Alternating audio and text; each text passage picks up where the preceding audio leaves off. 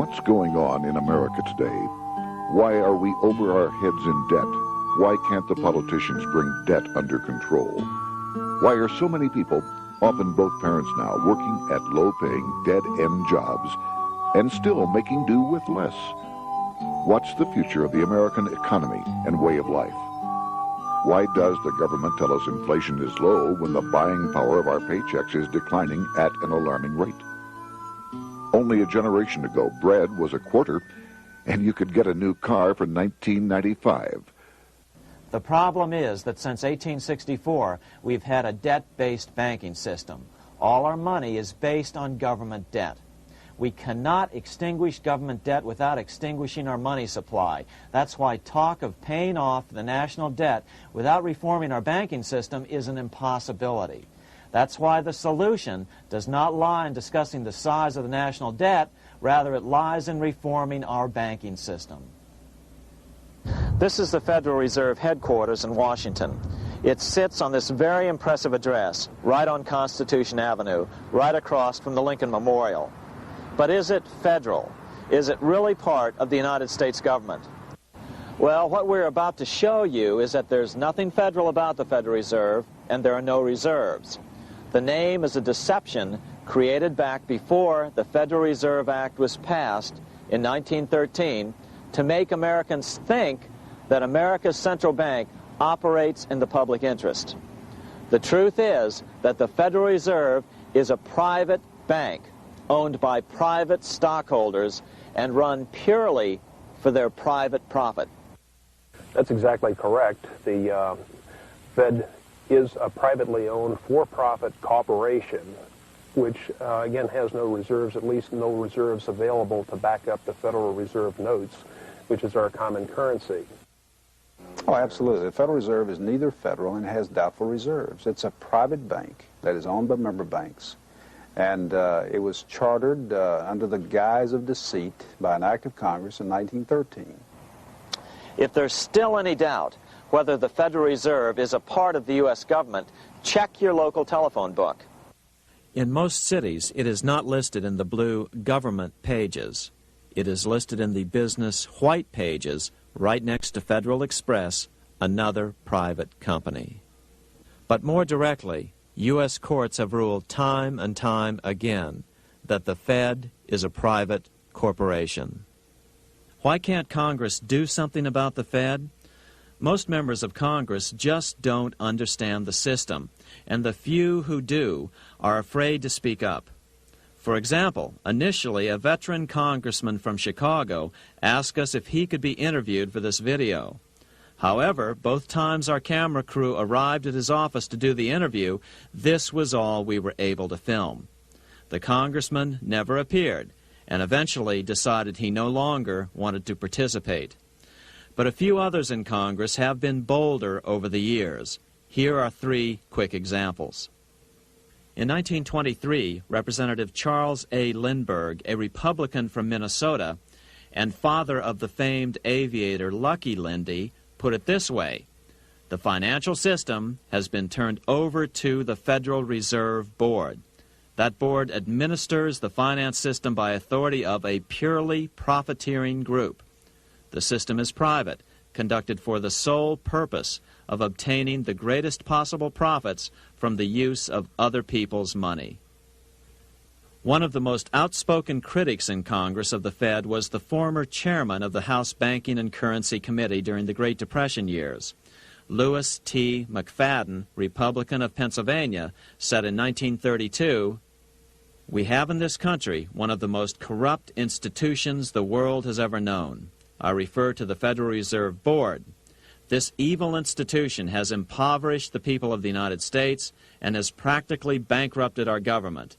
It has done this through the corrupt practices of the moneyed vultures who control it." Senator Barry Goldwater was a frequent critic of the Fed. Most Americans have no real understanding of the operation of the international moneylenders. The accounts of the Federal Reserve System have never been audited. It operates outside the control of Congress and manipulates the credit of the United States. The Federal Reserve really, even though it is not part of the federal government, It is more powerful than the federal government. It's more powerful than the president, the Congress, and the courts. Now, a lot of people challenge me on that, but let me prove my case. The Federal Reserve determines what the average person's car payment is going to be, what their house payment is going to be, and whether they have a job or not. And I submit to you that that's total control. And the Federal Reserve is the largest single creditor of the United States government. What does Proverbs tell us? The borrower is servant to the lender. What one has to understand is that from the day the Constitution was adopted right up to today, the folks who profit from privately owned central banks, as Madison called them, the money changers, have fought a running battle for control over who gets to print America's money. Why is who prints the money so important? Think of money as just another commodity. If you have a monopoly on a commodity that everyone needs, everyone wants, and nobody has enough of, there are lots of ways to make a profit, and also exert tremendous political influence. That's what this battle is all about. Throughout the history of the United States, the money power has gone back and forth between Congress and some sort of privately owned central bank. The Founding Fathers knew the evils of a privately owned central bank. First of all, they had seen how the privately owned British central bank, the Bank of England, had run up the British national debt to such an extent that Parliament had been forced to place unfair taxes on the American colonies. In fact, as we'll see later, Ben Franklin claimed that this was the real cause of the American Revolution. Most of the Founding Fathers realized the potential dangers of banking and feared bankers' accumulation of wealth and power. Jefferson put it this way: I sincerely believe that banking institutions are more dangerous to our liberties than standing armies. The issuing power should be taken from the banks and restored to the people to whom it properly belongs. That succinct statement of Jefferson is, in fact, the solution to all our economic problems today. It bears repeating. The issuing power should be taken from the banks and restored to the people to whom it properly belongs. James Madison, the main author of the Constitution, agreed. Interestingly, he called those behind the central bank scheme money changers. Madison strongly criticized their actions. History records that the money changers have used every form of abuse, intrigue, deceit, and violent means possible to maintain their control over governments by controlling money and its issuance. The battle over who gets to issue our money has been the pivotal issue throughout the history of the United States. Wars are fought over it, depressions are caused to acquire it. Yet after World War I, this battle was rarely mentioned in newspapers or history books. Why? By World War I, the money changers, with their dominant wealth, had seized control of most of the nation's press. Throughout U.S. history, this battle over who gets the power to issue our money has raged. In fact, it's changed hands back and forth 8 times since 1764, yet this fact has virtually vanished from public view for over 3 generations behind a smokescreen emitted by Fed cheerleaders in the media. Until we stop talking about deficits and government spending and start talking about who controls how much money we have, it's all just a big shell game, a complete and utter deception. It won't matter if you pass an ironclad amendment to the Constitution mandating a balanced budget. Our situation is only going to get worse until we root out the cause at its source. What's the solution for our national problem? First of all, education. That's what this video presentation is all about. But secondly, we must act. We must take back the power to issue our own money. Issuing our own money is not a radical solution. I want to stress that. It's the same solution used at different points in U.S. history by men like Benjamin Franklin, Thomas Jefferson, Andrew Jackson, Martin Van Buren, and Abraham Lincoln. So, to sum it up, in 1913, Congress gave an independent central bank deceptively named the Federal Reserve, a monopoly over issuing America's money, and the debt generated by this quasi-private corporation is what is killing the American economy. Though the Federal Reserve is now the most powerful central bank in the world, it was not the first. So where did this idea come from? To really understand the magnitude of the problem, we have to travel back to Europe.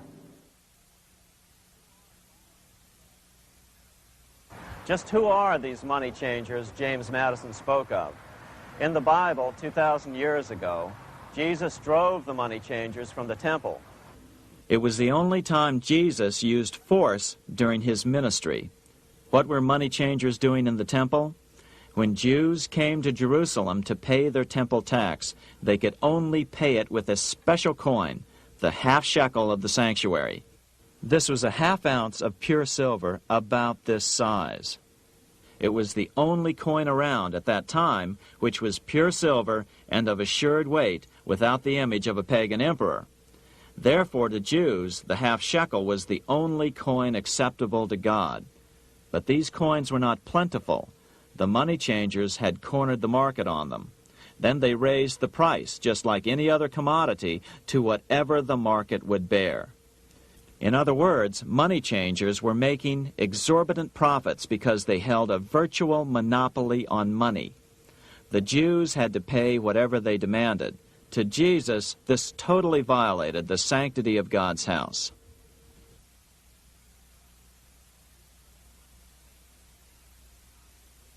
But the money-changing scam did not originate in Jesus' day. 200 years before Christ, Rome was having trouble with money changers. 2 early Roman emperors had tried to diminish the power of the money changers by reforming usury laws and limiting land ownership to 500 acres. They were both assassinated. In 48 BC, Julius Caesar took back the power to coin money from the money changers and minted coins for the benefit of all. With this new, plentiful supply of money, he built great public works projects. By making money plentiful, Caesar won the love of the common man. But the money changers hated him. Some believe this was an important factor in Caesar's assassination. One thing is for sure, with the death of Caesar came the demise of plentiful money in Rome. Taxes increased, as did corruption. Just as in the case of America today, usury and debased coin became the rule. Eventually, the Roman money supply was reduced by 90%. As a result, the common people lost their lands and their homes, just as is about to happen soon in America. With the demise of plentiful money, the masses lost confidence in the Roman government and refused to support it. Rome plunged into the gloom of the Dark Ages.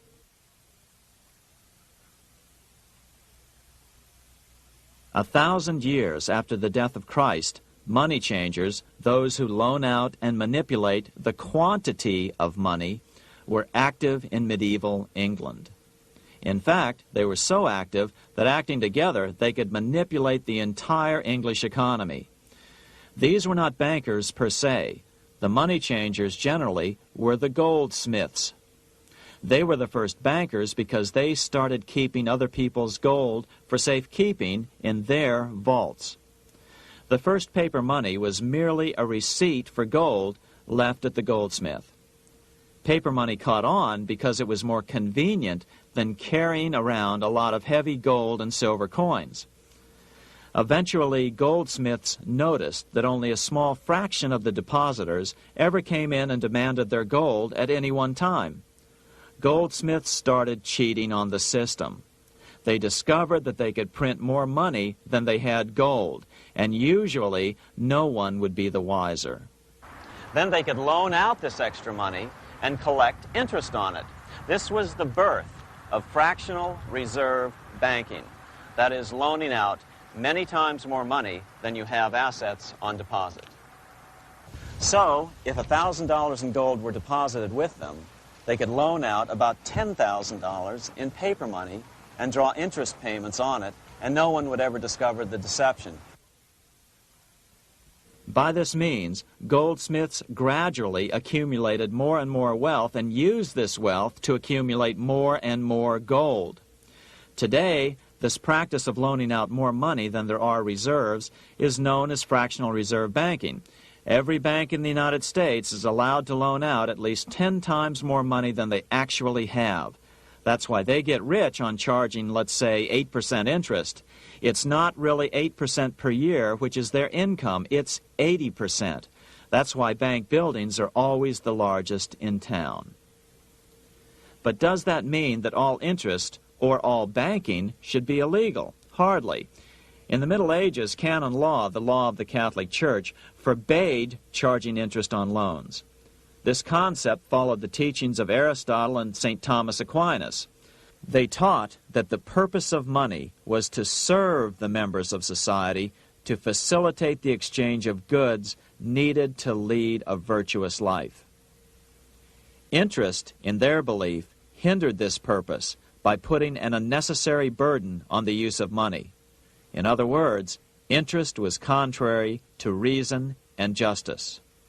Reflecting church law in the Middle Ages, Europe forbade charging interest on loans and made it a crime called usury. As commerce grew, and therefore opportunities for investment arose in the late Middle Ages, it came to be recognized that to loan money had a cost for the lender, both in risk and in lost opportunity. So some charges were allowed, but not interest per se. But all moralists, no matter what religion, condemn fraud, oppression of the poor, and injustice as clearly immoral. As we will see, fractional reserve lending is rooted in a fraud, results in widespread poverty, and reduces the value of everyone else's money. The ancient goldsmiths discovered that extra profits could be made by rowing the economy between easy money and tight money. When they made money easier to borrow, then the amount of money in circulation expanded. Money was plentiful. People took out more loans to expand their businesses. But then the money changers would tighten the money supply. They would make loans more difficult to get. What would happen? Just what happens today. A certain percentage of people could not repay their previous loans and could not take out new loans to repay the old ones. Therefore, they went bankrupt and had to sell their assets to the goldsmiths for pennies on the dollar. The same thing is still going on today. Only today, we call this rowing of the economy up and down the business cycle. Like Julius Caesar, King Henry I of England finally resolved to take the money power away from the goldsmiths about 1100 A.D. Henry could have used anything as money, seashells, feathers, or even yak dung, as is often done in remote Tibetan provinces. But he invented one of the most unusual money systems in history. It was called the tally stick system. Here I have one of the few surviving examples of this form of British money, which lasted 726 years until 1826, a tally stick. The tally system was adopted to avoid the monetary manipulation of the goldsmiths. Tally sticks were money fabricated out of sticks of polished wood. Notches were cut along one edge of the stick to indicate the denominations. Then the stick was split lengthwise through the notches so that both pieces still had a record of the notches. The king kept one half to protect against counterfeiting. Then he would spend the other half into the economy and they would circulate as money. This particular tally stick is huge. It represented 25,000 pounds. One of the original stockholders in the Bank of England purchased his original shares with this stick. In other words, he bought shares in the world's richest and most powerful corporation with a stick of wood. It's ironic that after its formation in 1694, the Bank of England attacked the tally stick system because it was money outside the power of the money changers, just as King Henry had wanted it to be. Why do people accept sticks of wood for money? That's a great question. Throughout history, people traded anything they thought had value and used as money. You see, the secret is that money is only what people agree on to use as money. What's our paper money today? It's really just paper. But here's the trick. King Henry ordered that tally sticks had to be used to pay the king's taxes. This built-in demand for tally sticks immediately made them circulate and be accepted as money. And they worked well. In fact, no other form of money has worked so well for so long as tally sticks.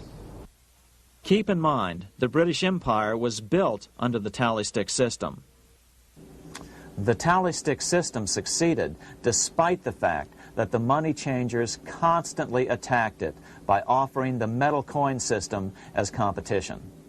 In other words, metal coins never went completely out of circulation, but tally sticks hung on because they were good for the payment of taxes. Finally, in the 1500s, King Henry VIII relaxed the laws concerning usury, and the money changers wasted no time reasserting themselves. They quickly made their gold and silver money plentiful for a few decades. But when Queen Mary took the throne and tightened the usury laws again, the money changers renewed the hoarding of gold and silver coins, forcing the economy to plummet. When Queen Mary's sister, Queen Elizabeth I, took the throne, she was determined to regain control over English money.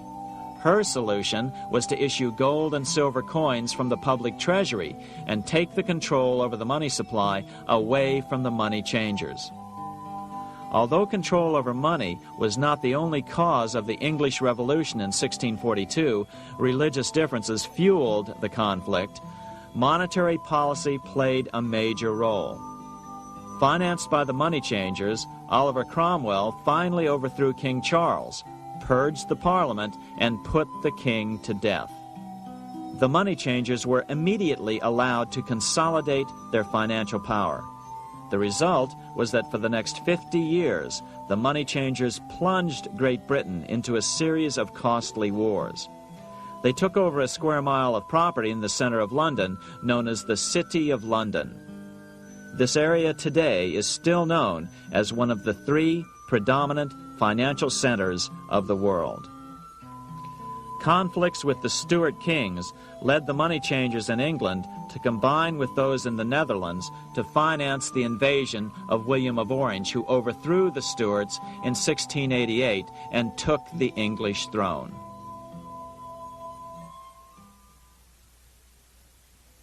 By the end of the 1600s, England was in financial ruin. 50 years of more or less continuous wars with France and Holland had exhausted her. Frantic government officials met with the money changers to beg for the loans necessary to pursue their political purposes. The price was high: a government-sanctioned, privately owned bank which could issue money created out of nothing. It was to be the modern world's first privately owned central bank, the Bank of England. Although it was deceptively called the Bank of England to make the general population think it was part of the government, it was not. Like any other private corporation, the Bank of England sold shares to get started. The investors, whose names were never revealed, were supposed to put up £1.25 million British pounds in gold coin to buy their shares in the bank, but only £750,000 was ever received. Despite that, the bank was duly chartered in 1694 and started out in the business of loaning out several times the money it supposedly had in reserves, all at interest. In exchange, the new bank would loan British politicians as much of the new currency as they wanted, as long as they secured the debt by direct taxation of the British people. So, legalization of the Bank of England amounted to nothing less than legal counterfeiting of a national currency for private gain. Unfortunately, nearly every nation now has a privately controlled central bank using the Bank of England as the basic model. Such is the power of these central banks that they soon take total control over a nation's economy. It soon amounts to nothing but a plutocracy, rule by the rich. It would be like putting control of the army in the hands of the mafia. The danger of tyranny would be extreme. Yes, we need central banks. No, we do not need them in private hands. The central bank scam is really a hidden tax. The nation sells bonds to the central bank to pay for things it does not have the political will to raise taxes to pay for. But the bonds are purchased with money the central bank creates out of nothing. More money in circulation makes your money worth less. The government gets as much money as it needs, and the people pay for it in inflation. The beauty of the plan is that not one person in 1,000 can figure it out because it's usually hidden behind complex-sounding economics gibberish. With the formation of the Bank of England, the nation was soon awash in money. Prices throughout the country doubled. Massive loans were granted for just about any wild scheme. One venture proposed to drain the Red Sea to recover gold supposedly lost when the Egyptian army drowned pursuing Moses and the Israelites. By 1698, government debt grew from the initial £1.25 million to £16 million. Naturally, taxes were increased and then increased again to pay for all of this. With the British money supply firmly in their grip, the British economy began a wild roller coaster series of booms and depressions, exactly the sort of thing a central bank claims it is determined to prevent. There are two things which I think are intrinsic not just to the Bank of England but to central banking generally. The first is an involvement in the formulation of monetary policy with the specific objective of achieving monetary stability. However, since the Bank of England took control, the British pound has rarely been stable. Now let's take a look at the role of the Rothschild family, the family said to be the wealthiest in the world.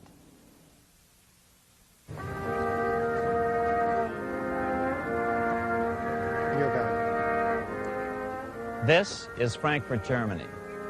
50 years after the Bank of England opened its doors, a goldsmith named Amschel Moses Bauer opened a coin shop, a counting house, in 1743. And over the door he placed a sign depicting a Roman eagle on a red shield. The shop became known as the Red Shield Firm, or in German, Rothschild. When his son, Amschel Meyer Bauer, inherited the business, he decided to change his name to Rothschild. Amschel soon learned that loaning money to governments and kings was more profitable than loaning to private individuals. Not only were the loans bigger, but they were secured by the nation's taxes. Mayer Rothschild had 5 sons. He trained them all in the skills of money creation, then sent them out to the major capitals of Europe to open branch offices of the family banking business. His first son, Amschel Meyer, stayed in Frankfurt to mind the hometown bank. His second son, Solomon, was sent to Vienna. His third son, Nathan, was clearly the most clever. He was sent to London at age 21 in 1798, 100 years after the founding of the Bank of England. His fourth son, Karl, went to Naples, and his fifth son, Jacob, went to Paris. In 1785, Mayer Amschel moved his entire family to this larger house, a 5-story dwelling he shared with the Schiff family. This house was known as the Green Shield. The Rothschilds and the Schiffs would play a central role in the rest of European financial history and in that of the United States. The Rothschilds broke into dealings with European royalty here at Wilhelmshof, the palace of the wealthiest man in Germany. In fact, the wealthiest monarch in all Europe, Prince William of Hesse-Kassel. At first, the Rothschilds were only helping William speculate in precious coins.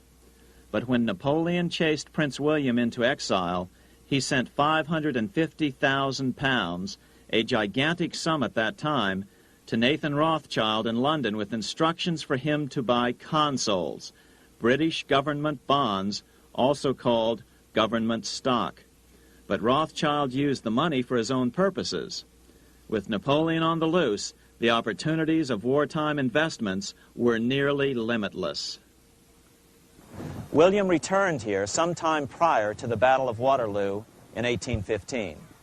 He summoned Rothschild and demanded his money back. The Rothschilds returned William's money with the interest the British consuls would have paid him had the investment actually been made.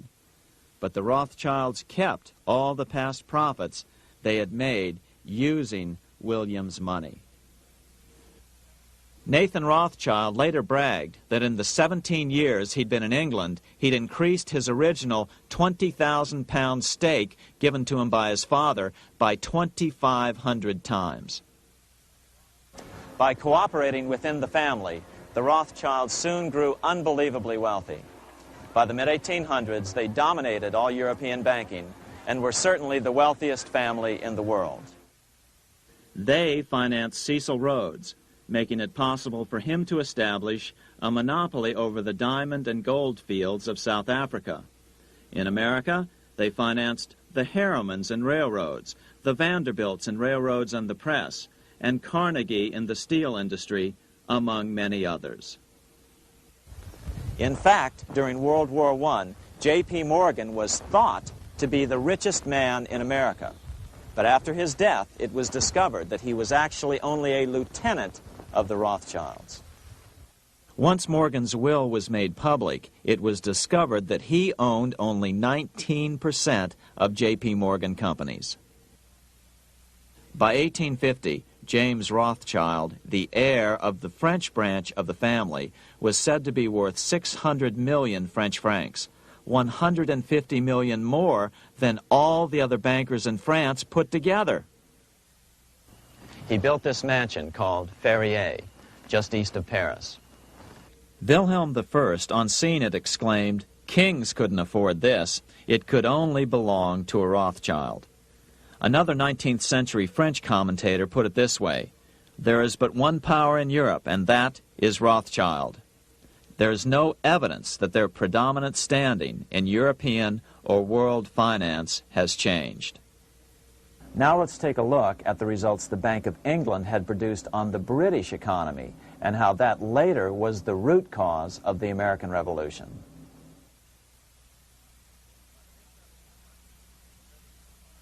By the mid-1700s, the British Empire was nearing its height of power around the world.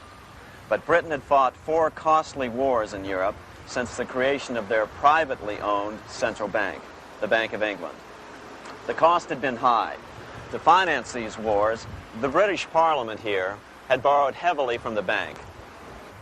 By the mid-1700s, the government's debt here in Britain was £140 million, a staggering sum for those days.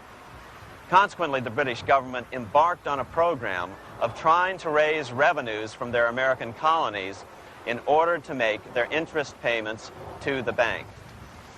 But in America, it was a different story. The scourge of a privately owned central bank had not yet hit.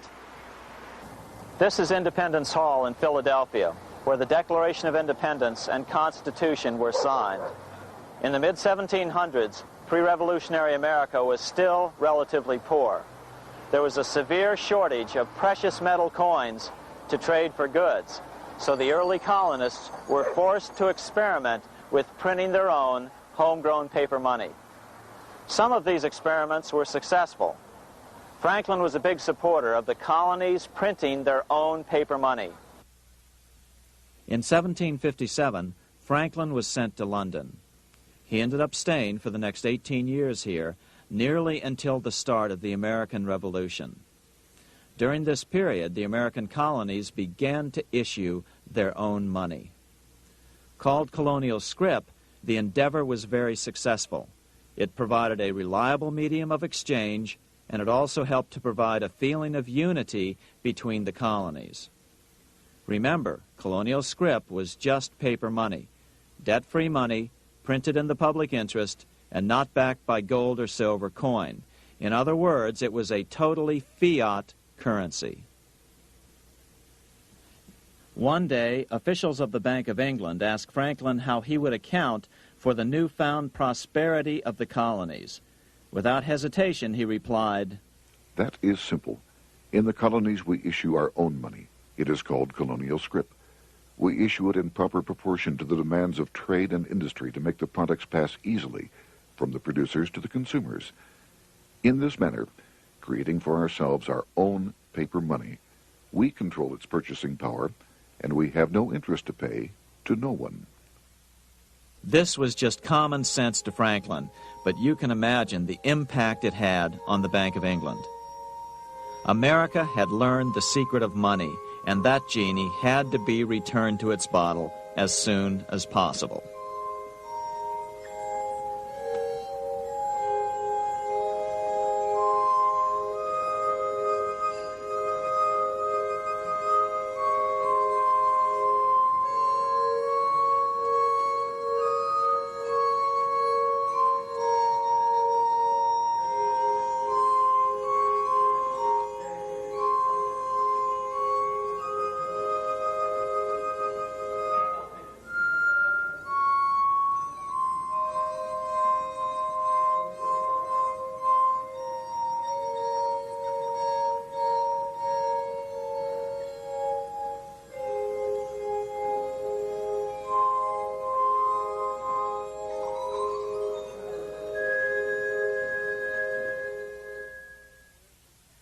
As a result, Parliament hurriedly passed the Currency Act of 1764. This prohibited colonial officials from issuing their own money and ordered them to pay all future taxes in gold or silver coins. In other words, it forced the colonies on a gold or silver standard. For those who still believe that a gold standard is the answer for America's current monetary problems, look what happened to America after that. Writing in his autobiography, Franklin said, "In 1 year, the conditions were so reversed that the era of prosperity ended and a depression set in to such an extent that the streets of the colonies were filled with unemployed." Franklin claims that this was even the basic cause for the American Revolution. As Franklin put it in his autobiography, "The colonies would gladly have borne a little tax on tea and other matters had it not been that England took away from the colonies their money, which created unemployment and dissatisfaction. The inability of the colonists to get the power to issue their own money permanently out of the hands of George III and the international bankers was the prime reason for the Revolutionary War." By the time the first shots were fired in Lexington, Massachusetts, on April 19, 1775, the colonies had been drained of gold and silver coin by British taxation. As a result, the Continental government had no choice but to print money to finance the war. At the start of the Revolution, the U.S. money supply stood at $12 million. By the end of the war, it was nearly $500 million. As a result, the currency was virtually worthless. Shoes sold for $5,000 a pair. Colonial scrip had worked because just enough was issued to facilitate trade. As George Washington lamented, "A wagon load of money will scarcely purchase a wagon load of provisions." Today, those who support a gold-backed currency point to this period during the Revolution to demonstrate the evils of a fiat currency. But remember, the same currency had worked so well 20 years earlier during times of peace that the Bank of England had Parliament outlaw it. Towards the end of the Revolution, the Continental Congress, meeting here at Independence Hall, grew desperate for money. In 1781, they allowed Robert Morris, their financial superintendent, to open a privately owned central bank. Incidentally, Morris was a wealthy man who had grown wealthier during the Revolution by trading in war materials. Called the Bank of North America, the new bank was closely modeled after the Bank of England. It was allowed to practice fractional reserve banking. That is, it could lend out money it didn't have, then charge interest on it. If you or I were to do that, we would be charged with fraud, a felony. The bank's charter called for private investors to put up $400,000 worth of initial capital. But when Morris was unable to raise the money, he brazenly used his political influence to have gold deposited in the bank, which had been loaned to America by France. He then loaned this money to himself and his friends to reinvest in shares of the bank. And, like the Bank of England, the bank was given a monopoly over the national currency. Soon the dangers became clear. The value of American currency continued to plummet. So, 4 years later, in 1785, the bank's charter was not renewed. The leader of the effort to kill the bank, William Findley of Pennsylvania, explained the problem this way, quote, "This institution, having no principle but that of avarice, will never be varied in its object, to engross all the wealth, power, and influence of the state." The men behind the Bank of North America, Alexander Hamilton, Robert Morris, and the bank's president, Thomas Whiling, did not give up. Only 6 years later, Hamilton, then Secretary of the Treasury, and his mentor, Morris, rammed a new privately owned central bank through the new Congress.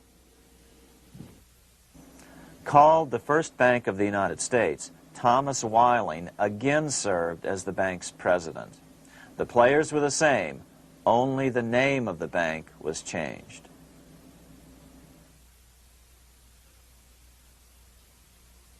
In 1787, colonial leaders assembled in Philadelphia to replace the ailing Articles of Confederation. As we saw earlier, both Thomas Jefferson and James Madison were unalterably opposed to a privately owned central bank. They had seen the problems caused by the Bank of England. They wanted nothing of it. As Jefferson later put it,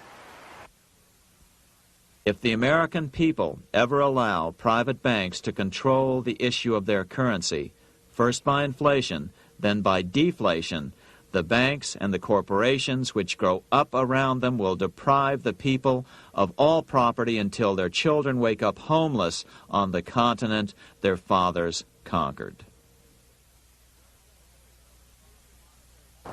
during the debate over the future monetary system, another one of the founding fathers, Gouverneur Morris, castigated the motivations of the owners of the Bank of North America. Gouverneur Morris headed the committee that wrote the final draft of the Constitution. Morris knew the motivations of the bank well.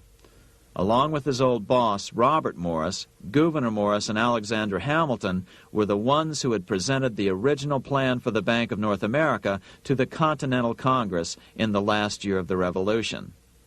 In a letter he wrote to James Madison on July 2nd, 1787, Gouverneur Morris revealed what was really going on. The rich will strive to establish their dominion and enslave the rest. They always did. They always will. They will have the same effect here as elsewhere if we do not, by the power of government, keep them in their proper spheres. Despite the defection of Gouverneur Morris from the ranks of the bank, Hamilton, Robert Morris, Thomas Whiling, and their European backers were not about to give up. They convinced the bulk of the delegates to the Constitutional Convention to not give Congress the power to issue paper money. Most of the delegates were still reeling from the wild inflation of the paper currency during the Revolution.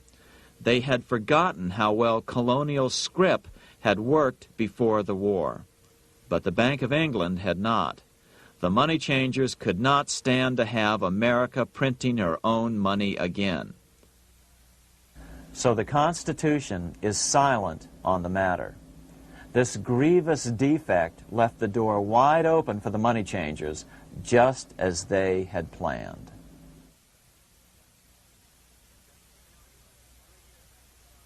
In 1790, less than 3 years after the Constitution had been signed, the money changers struck again. The newly appointed first Secretary of the Treasury, Alexander Hamilton, proposed a bill to the Congress calling for a new, privately owned central bank.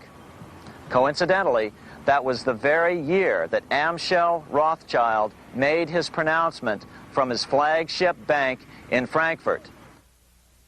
Let me issue and control a nation's money, and I care not who writes the laws. Alexander Hamilton was a tool of the international bankers, and he wanted to create the U.S. Bank, the BUS, or the Bank of the United States, and did so. Interestingly, one of Hamilton's first jobs after graduating from law school in 1782 was as an aide to Robert Morris, the head of the Bank of North America.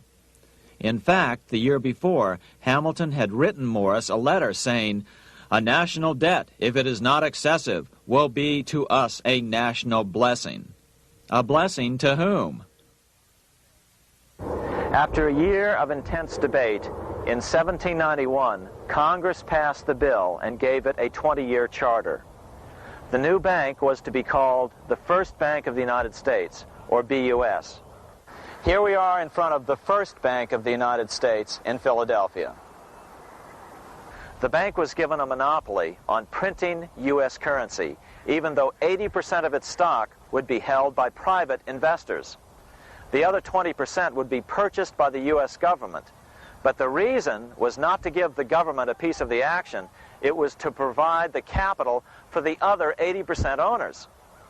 As with the old Bank of North America and the Bank of England before that, the stockholders never paid the full amount for their shares. The U.S. government put up their initial $2 million in cash. Then the bank, through the old magic of fractional reserve lending, made loans to its charter investors so they could come up with the remaining $8 million of capital needed for this risk-free investment. Like the Bank of England, the name of the Bank of the United States was deliberately chosen to hide the fact that it was privately controlled. And like the Bank of England, the names of the investors in the bank were never revealed. Many years later, it was a common saying that the Rothschilds were the power behind the old Bank of the United States. The bank was sold to Congress as a way to bring stability to the banking system and eliminate inflation. So what happened? Over the first 5 years, the U.S. government borrowed $8.2 million from the Bank of the United States.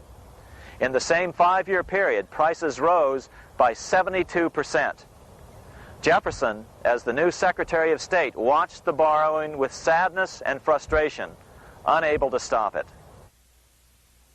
I wish it were possible to obtain a single amendment to our Constitution, taking from the federal government the power of borrowing.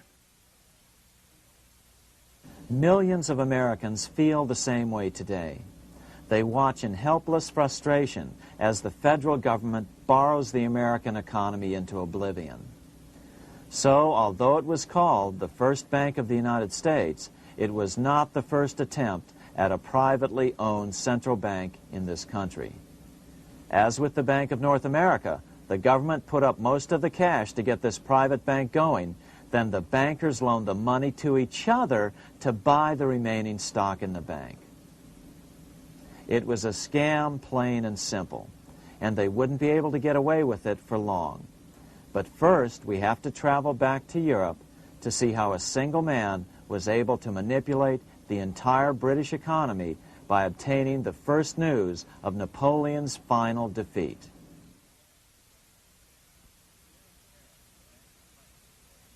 Here in Paris, the Bank of France was organized in 1800, just like the Bank of England. But Napoleon decided France had to break free of debt, and he never trusted the Bank of France. He declared that when a government is dependent upon bankers for money, the bankers, not the leaders of the government, are in control. The hand that gives is above the hand that takes. Money has no motherland. Financiers are without patriotism and without decency. Their sole object is gain. Back in America, unexpected help was about to arrive. In 1800, Thomas Jefferson narrowly defeated John Adams to become the third president of the United States. By 1803, Jefferson and Napoleon had struck a deal. The U.S. would give Napoleon $3 million in gold in exchange for a huge chunk of territory west of the Mississippi River, the Louisiana Purchase. With that $3 million, Napoleon quickly forged an army and set off across Europe, conquering everything in his path. But the Bank of England quickly rose to oppose him. They financed every nation in his path, reaping the enormous profits of war. Prussia, Austria, and finally Russia all went heavily into debt in a futile attempt to stop Napoleon. 4 years later, with the main French army in Russia, 30-year-old Nathan Rothschild, the head of the London office of the Rothschild family, personally took charge of a bold plan to smuggle a much-needed shipment of gold right through France to finance an attack by the Duke of Wellington from Spain. Nathan later bragged at a dinner party in London that it was the best business he'd ever done. Little did he know that he would do much better business in the near future. Wellington's attacks from the south and other defeats eventually forced Napoleon to abdicate, and Louis XVIII was crowned king. Napoleon was exiled to Elba, a tiny island off the coast of Italy, supposedly exiled from France forever. While Napoleon was in exile on Elba, temporarily defeated by England with the financial help of the Rothschilds, America was trying to break free of its central bank as well.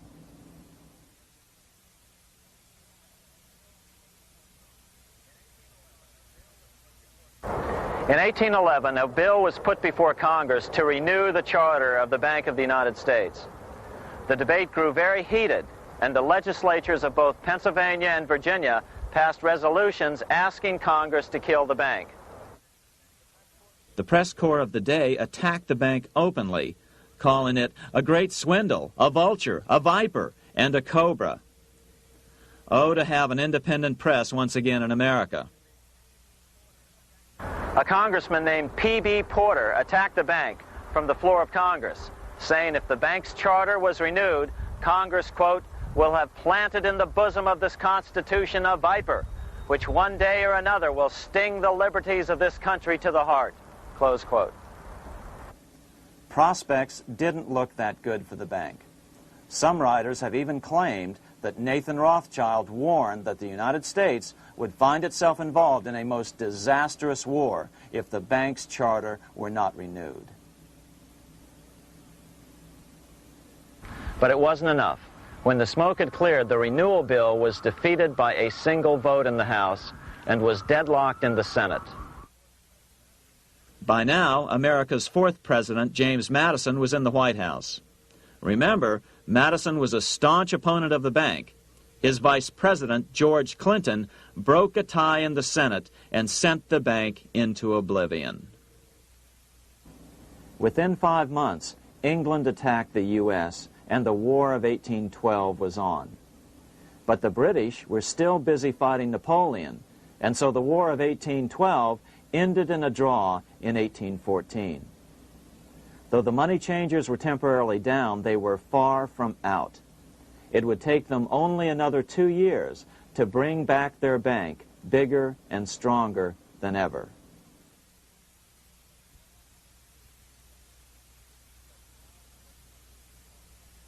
But now let's return to Napoleon, because nothing else in history more aptly demonstrates the ingenuity of the Rothschild family than their control of the British stock market after Waterloo.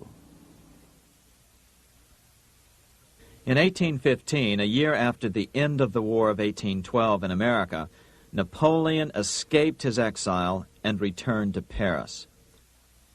French troops were sent out to capture him, but such was his charisma that the soldiers rallied around their old leader and hailed him as their emperor once again.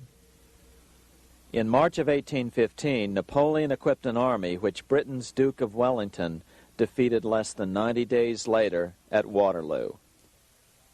Some writers claim Napoleon borrowed £5 million from the Bank of England to rearm, but it appears these funds actually came from the Ouvard banking house in Paris. Nevertheless, from about this point on, it was not unusual for privately controlled central banks to finance both sides in a war. Why would a central bank finance opposing sides in a war? Because war is the biggest debt generator of them all. A nation will borrow any amount for victory. The ultimate loser is loaned just enough to hold out the vain hope of victory, and the ultimate winner is given enough to win.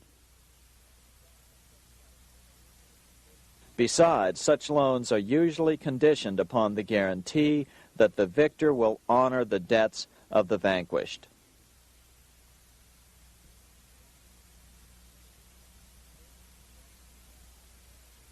This is the Waterloo battlefield about 200 miles northeast of Paris in what today is Belgium.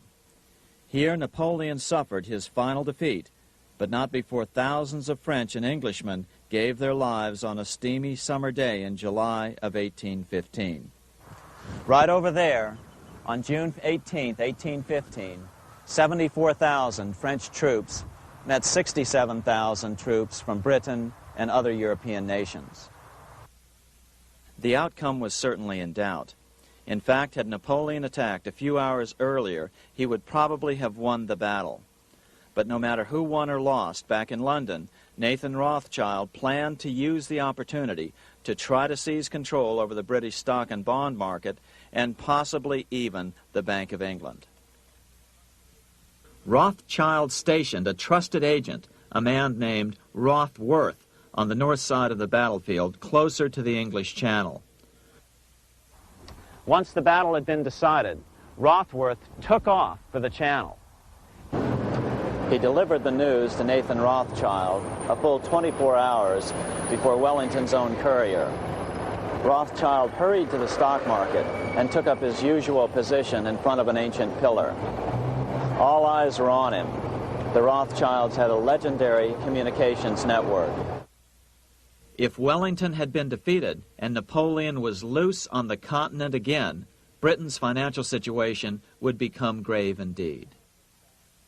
Rothschild looked saddened.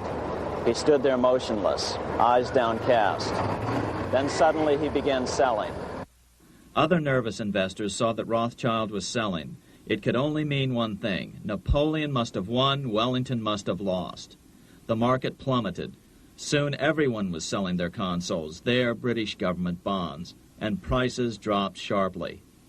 But then Rothschild started secretly buying up the consols through his agents for only a fraction of their worth hours before. Myths, legends, you say? 100 years later, the New York Times ran a story which said that Nathan's grandson had attempted to secure a court order to suppress a book with this stock market story in it. The Rothschild family claimed the story was untrue and libelous, but the court denied the Rothschilds' request and ordered the family to pay all court costs. What's even more interesting about this story is that some authors claim that the day after the Battle of Waterloo, in a matter of hours, Nathan Rothschild came to dominate not only the bond market, but the Bank of England as well. Whether or not the Rothschild family seized control of the Bank of England, the first privately owned central bank in a major European nation and the wealthiest, one thing is certain. By the mid-1800s, the Rothschilds were the richest family in the world, bar none. They dominated the new government bond markets and branched into other banks and industrial concerns. In fact, the rest of the 19th century was known as the Age of the Rothschilds. Despite this overwhelming wealth, the family has generally cultivated an aura of invisibility. Although the family controls scores of industrial, commercial, mining, and tourist corporations, only a handful bear the Rothschild name. By the end of the 19th century, one expert estimated that the Rothschild family controlled half the wealth of the world. Whatever the extent of their vast wealth, it is reasonable to assume that their percentage of the world's wealth has increased since then. But since the turn of the century, the Rothschilds have cultivated the notion that their power has somehow waned even as their wealth increases.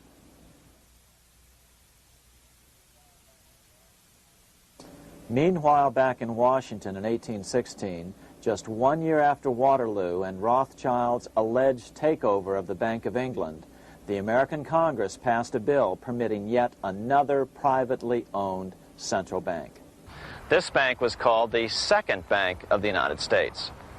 The new bank's charter was a copy of the previous bank's. The U.S. government would own 20% of the shares of the bank. Of course, the federal share was paid by the Treasury up front into the bank's coffers. Then, through the magic of fractional reserve lending, it was transformed into loans to private investors who then bought the remaining 80% of the shares. Just as before, the primary stockholders remained a secret. But it is known that the largest block of shares, about 1/3 of the total, were sold to foreigners. As one observer put it, it is certainly no exaggeration to say that the Second Bank of the United States was rooted as deeply in Britain as it was in America.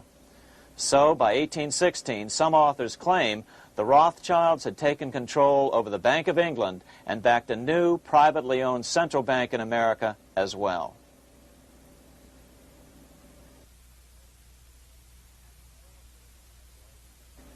After 12 years of manipulations of the U.S. economy on the part of the Second Bank of the U.S., the American people had had just about enough.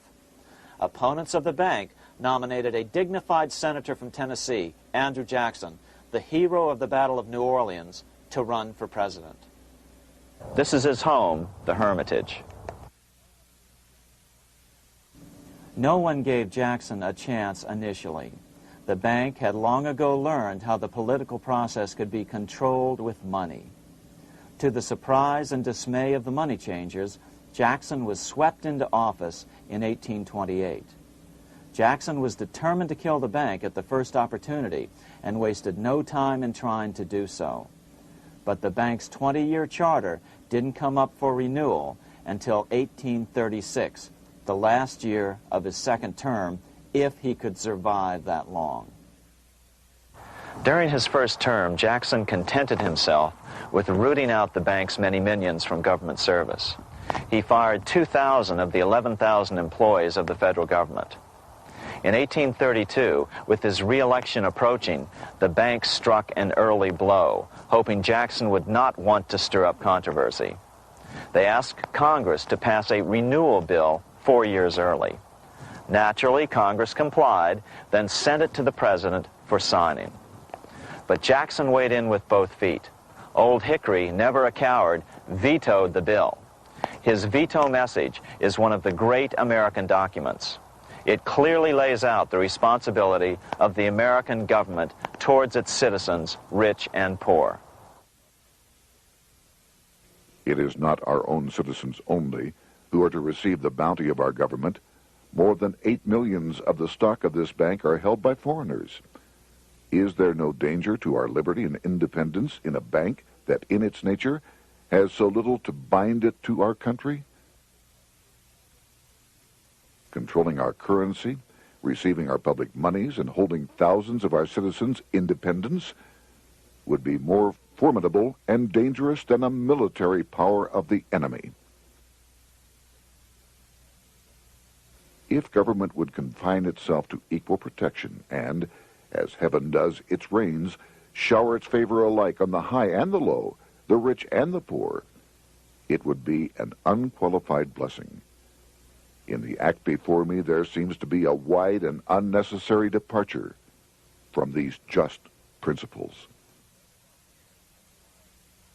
Later that year, in July 1832, Congress was unable to override Jackson's veto. Now Jackson had to stand for re-election. Jackson took his argument directly to the people. For the first time in U.S. history, Jackson took his presidential campaign on the road. Before then, presidential candidates stayed at home and looked presidential. His campaign slogan was "Jackson and no bank." The National Republican Party ran Senator Henry Clay against Jackson. Despite the fact that the bankers poured over $3 million into Clay's campaign, Jackson was reelected by a landslide in November of 1832. Despite his presidential victory, Jackson knew the battle was only beginning. "The hydra of corruption is only scotched, not dead," said the newly elected president. Jackson ordered his new Secretary of Treasury, Lewis McLean, to start removing the government's deposits from the second bank and start placing them in state banks. But McLean refused to do so.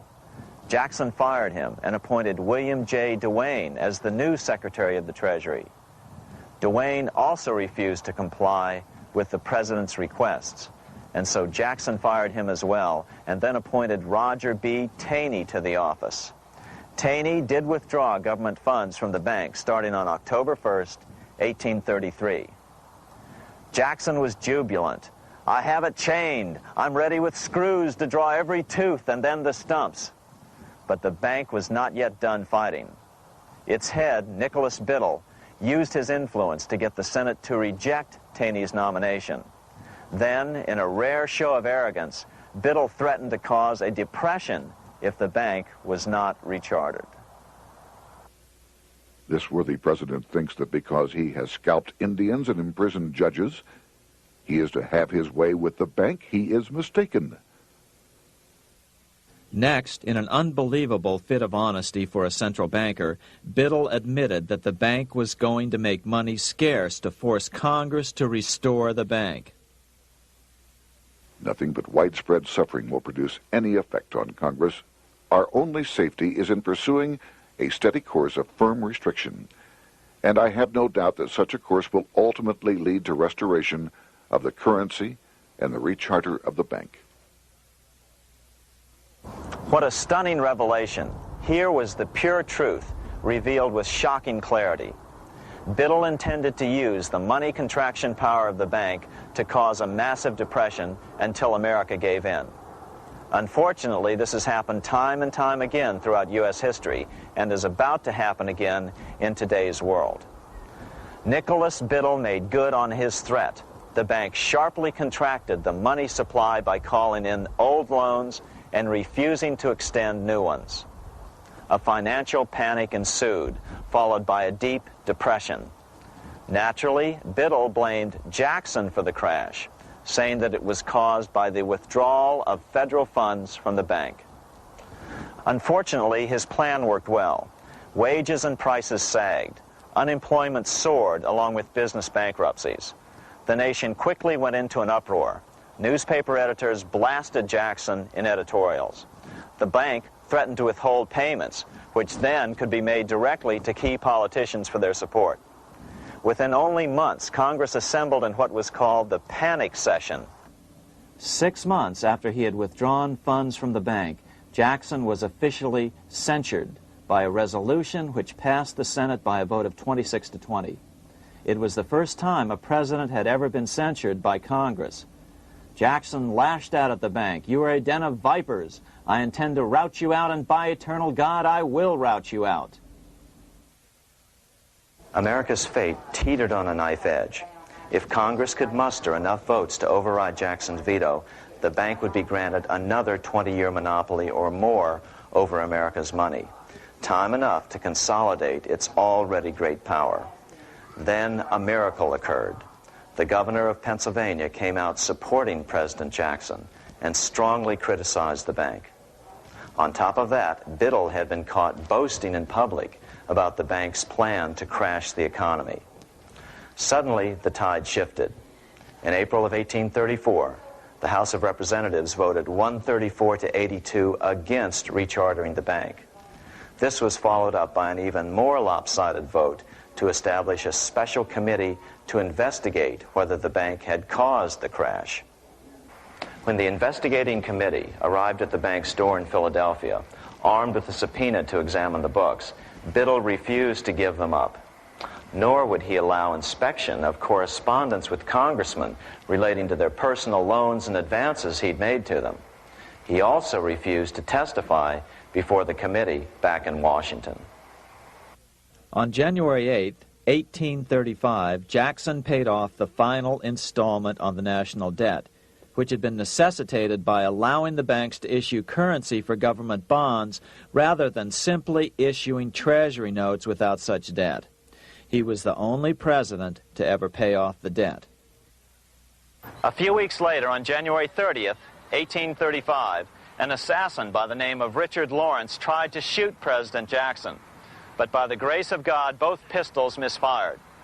Lawrence was later found not guilty by reason of insanity.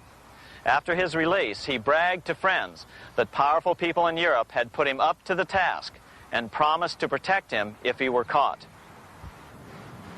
The following year, when its charter ran out, the Second Bank of the United States ceased functioning as the nation's central bank. Biddle was later arrested and charged with fraud. He was tried and acquitted, but died shortly thereafter while still tied up in civil suits. After his second term as president, Jackson retired here to the Hermitage outside of Nashville to live out his life. He is still remembered here for his determination to kill the bank. In fact, he killed it so well that it took the money changers 77 years to undo the damage. When asked what his most important accomplishment had been, Jackson replied, "I killed the bank." Unfortunately, even Jackson failed to grasp the entire picture and its root cause. Although Jackson had killed the central bank, the most insidious weapon of the money changers, fractional reserve banking, remained in use by the numerous state-chartered banks. This fueled economic instability in the years before the Civil War. Still, the central bankers were out, and as a result, America thrived as it expanded westward. During this time, the principal money changers struggled to regain their lost centralized power, but to no avail. Then, finally, they reverted to the old central bankers' formula: war to create debt and dependency. If they couldn't get their central bank any other way, America could be brought to its knees by plunging it into a civil war, just as they had done in 1812 after the first Bank of the United States was not rechartered.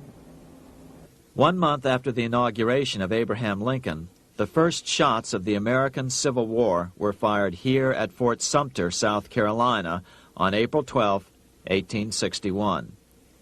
Certainly slavery was a cause for the Civil War, but not the primary cause. Lincoln knew that the economy of the South depended upon slavery, and so before the Civil War, he had no intention of eliminating it. Lincoln had put it this way in his inaugural address only 1 month earlier.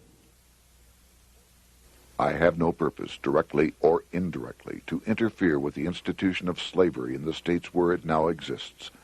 I believe I have no lawful right to do so, and I have no inclination to do so. Even after the first shots were fired here at Fort Sumter, Lincoln continued to insist that the Civil War was not about the issue of slavery. My paramount objective is to save the Union, and it is not either to save or destroy slavery. If I could save the Union without freeing any slave, I would do it. So what was the Civil War all about?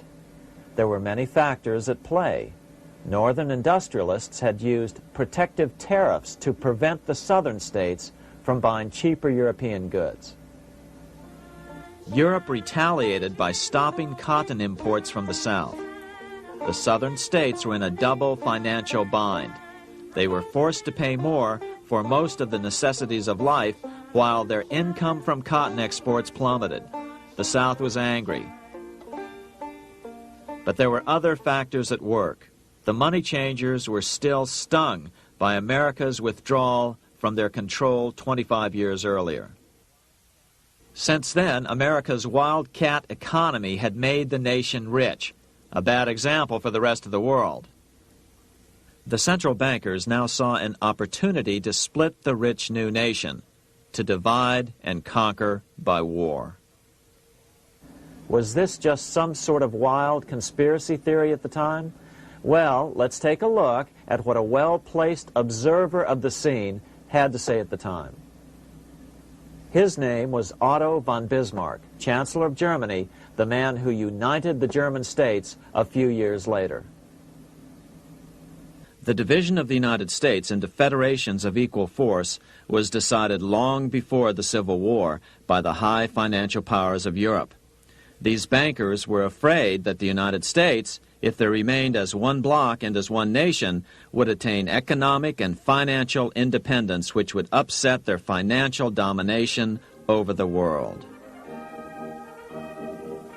Within months after the first shots here at Fort Sumter, the central bankers loaned Napoleon III of France, the nephew of the Waterloo Napoleon, 210 million francs to seize Mexico and station troops along the southern border of the U.S., taking advantage of their war to violate the Monroe Doctrine and return Mexico to colonial rule. No matter what the outcome of the Civil War, a weakened America, heavily indebted to the money changers, would open up Central and South America once again to European colonization and domination. The very thing America's Monroe Doctrine had forbade in 1823. At the same time, Great Britain moved 11,000 troops into Canada and positioned them menacingly along America's northern border. The British fleet went to war alert should their quick intervention be called for. Lincoln knew he was in a double bind. That's why he agonized over the fate of the Union. There was a lot more to it than just differences between the North and the South.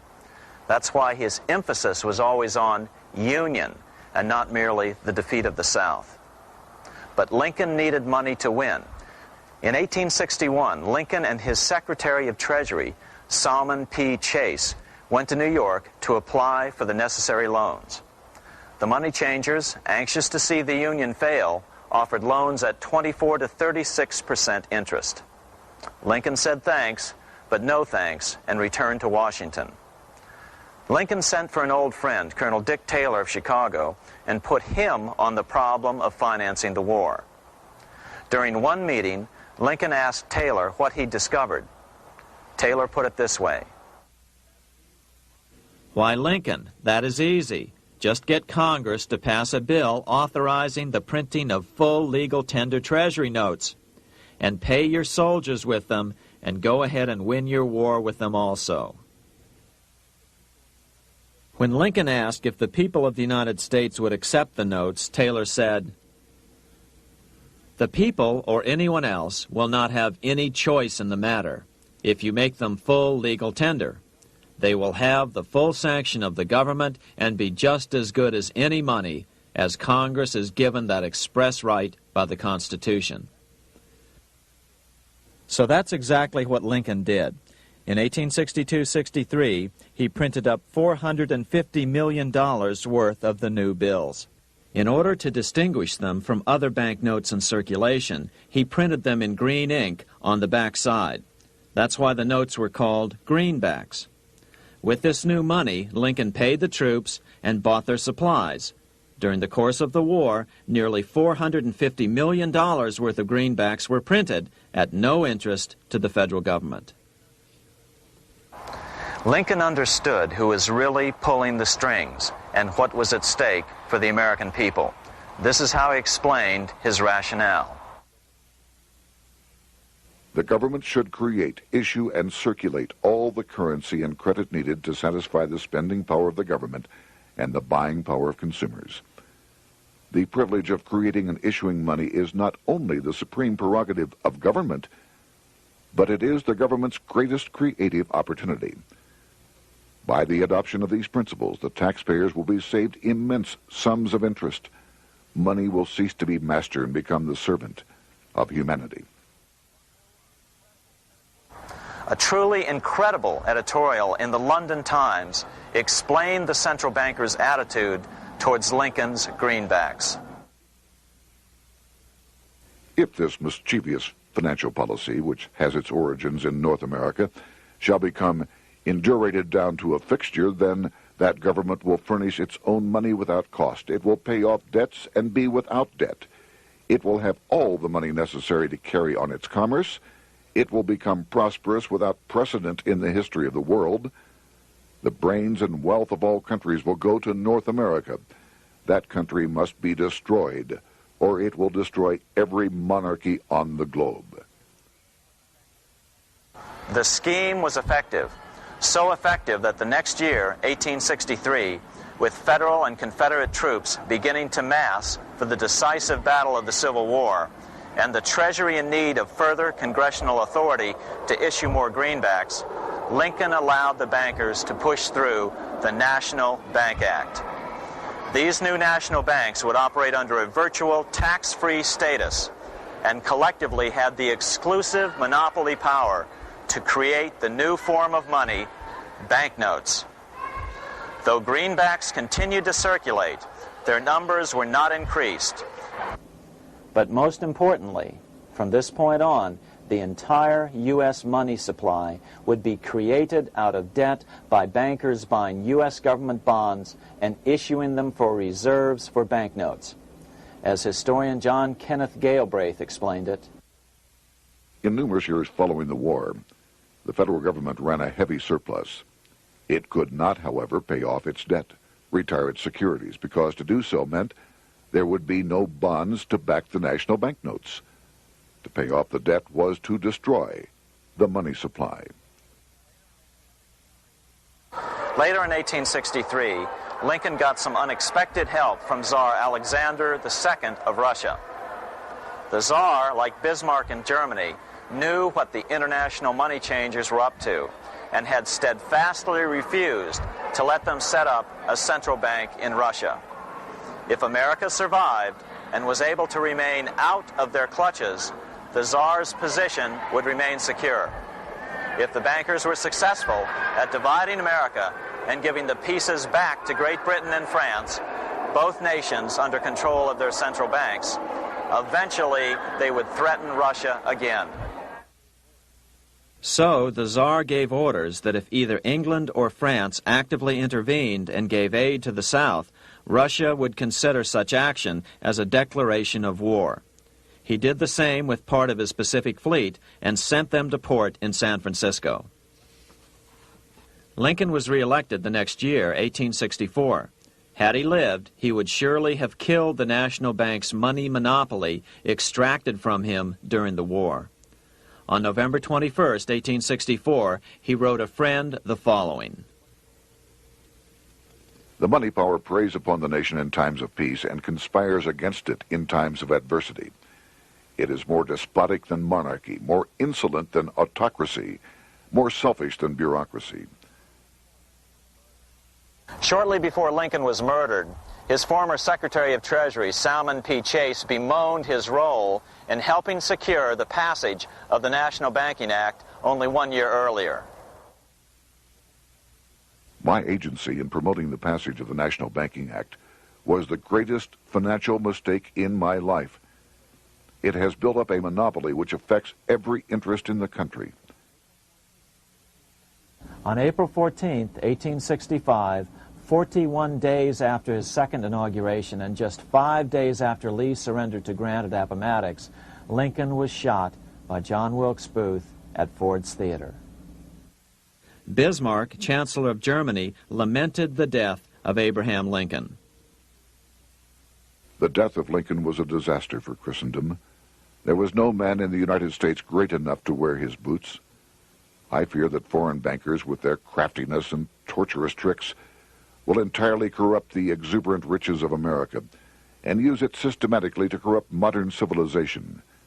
They will not hesitate to plunge the whole of Christendom into wars and chaos in order that the earth should become their inheritance.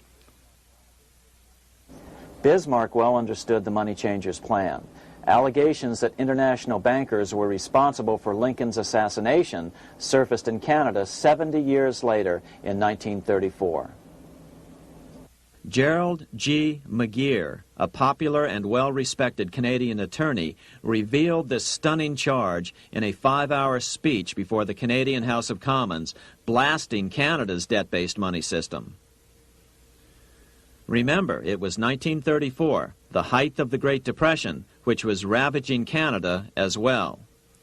McGeer had obtained evidence deleted from the public record, provided to him by Secret Service agents at the trial of John Wilkes Booth, after Booth's death. McGeer said it showed that Booth was a mercenary working for the international bankers.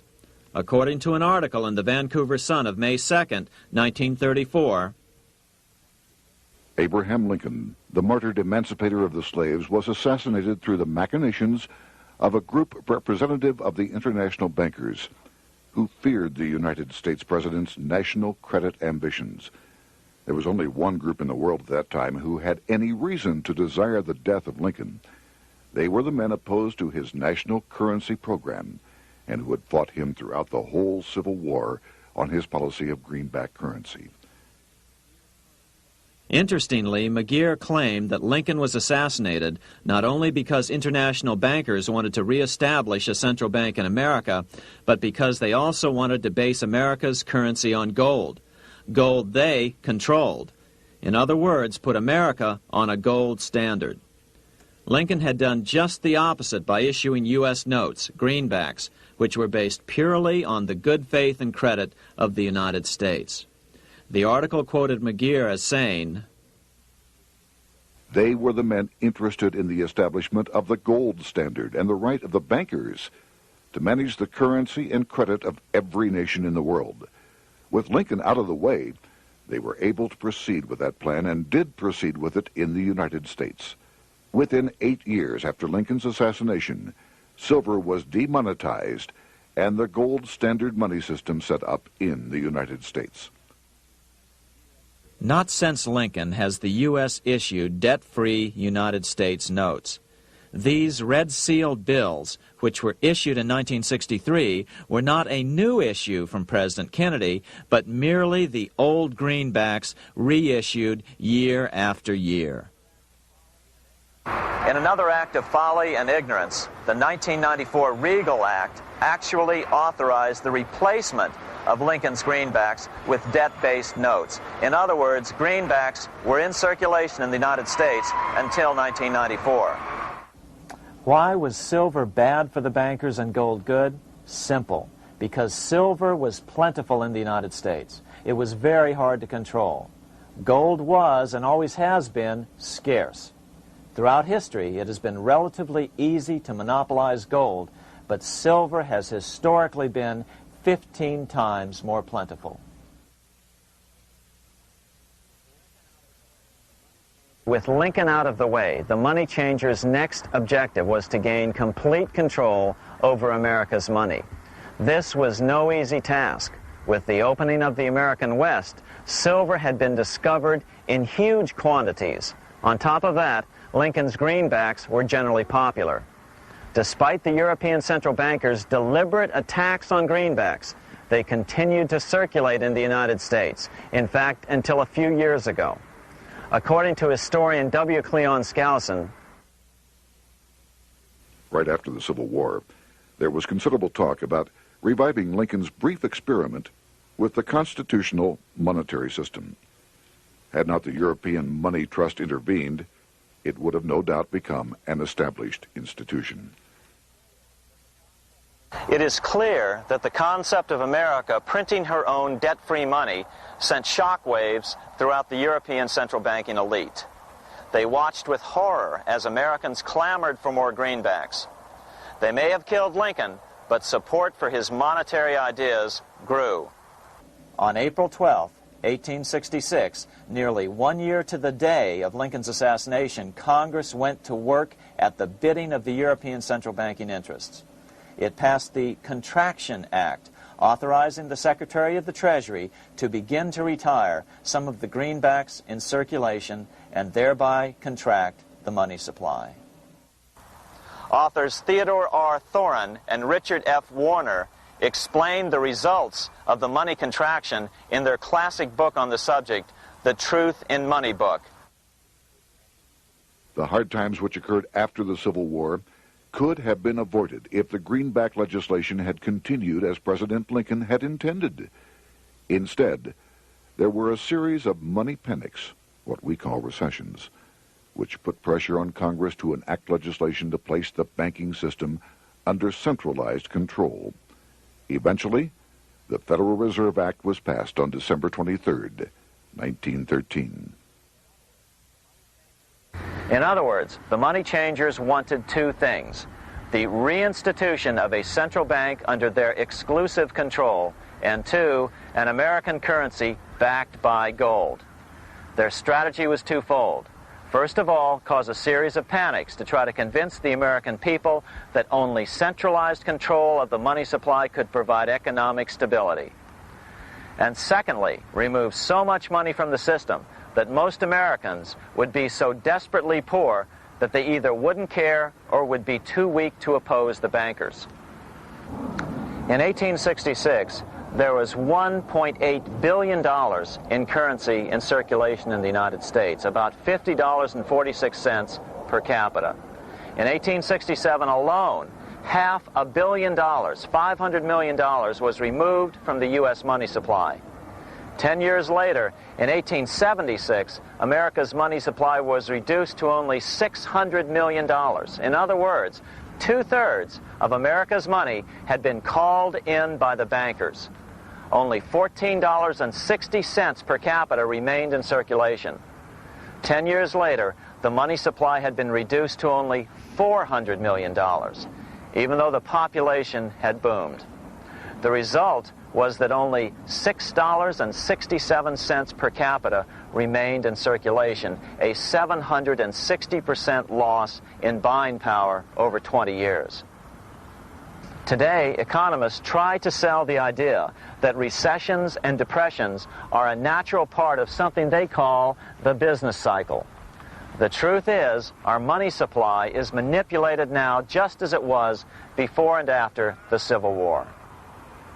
How did this happen? How did money become so scarce? Simple. Bank loans were called in and no new ones were given. In addition, silver coins were melted down. In 1872, a man named Ernest Said was given 100,000 pounds, about $500,000, by the Bank of England and sent to America to bribe necessary congressmen to get silver demonetized. He was told that if that was not sufficient, to draw an additional 100,000 pounds or as much more as was necessary. The next year, Congress passed the Coinage Act of 1873, and the minting of silver dollars abruptly stopped. In fact, Representative Samuel Hooper, who introduced the bill in the House, acknowledged that Mr. Said actually drafted the legislation. But it gets even worse than that. In 1874, Said himself admitted who was behind the scheme. I went to America in the winter of 1872-73, authorized to secure, if I could, the passage of a bill demonetizing silver. It was in the interest of those I represented, the governors of the Bank of England, to have it done. By 1873, gold coins were the only form of coin money. But the contest over control of America's money was not yet over. Only 3 years later, in 1876, with 1/3 of America's workforce unemployed, the population was growing restless. People were clamoring for a return to the greenback money system of President Lincoln or a return to silver money, anything that would make money more plentiful. That year, Congress created the United States Silver Commission to study the problem. Their report clearly blamed the monetary contraction on the national bankers. The report is interesting because it compares the deliberate money contraction by the national bankers after the Civil War to the fall of the Roman Empire. The disaster of the Dark Ages was caused by decreasing money and falling prices. Without money, civilization could not have had a beginning, and with a diminishing supply, it must languish, and unless relieved, finally perish. At the Christian era, the metallic money of the Roman Empire amounted to $1,800,000,000. By the end of the 15th century, it had shrunk to less than $200 million. History records no other such disastrous transition as that from the Roman Empire to the Dark Ages.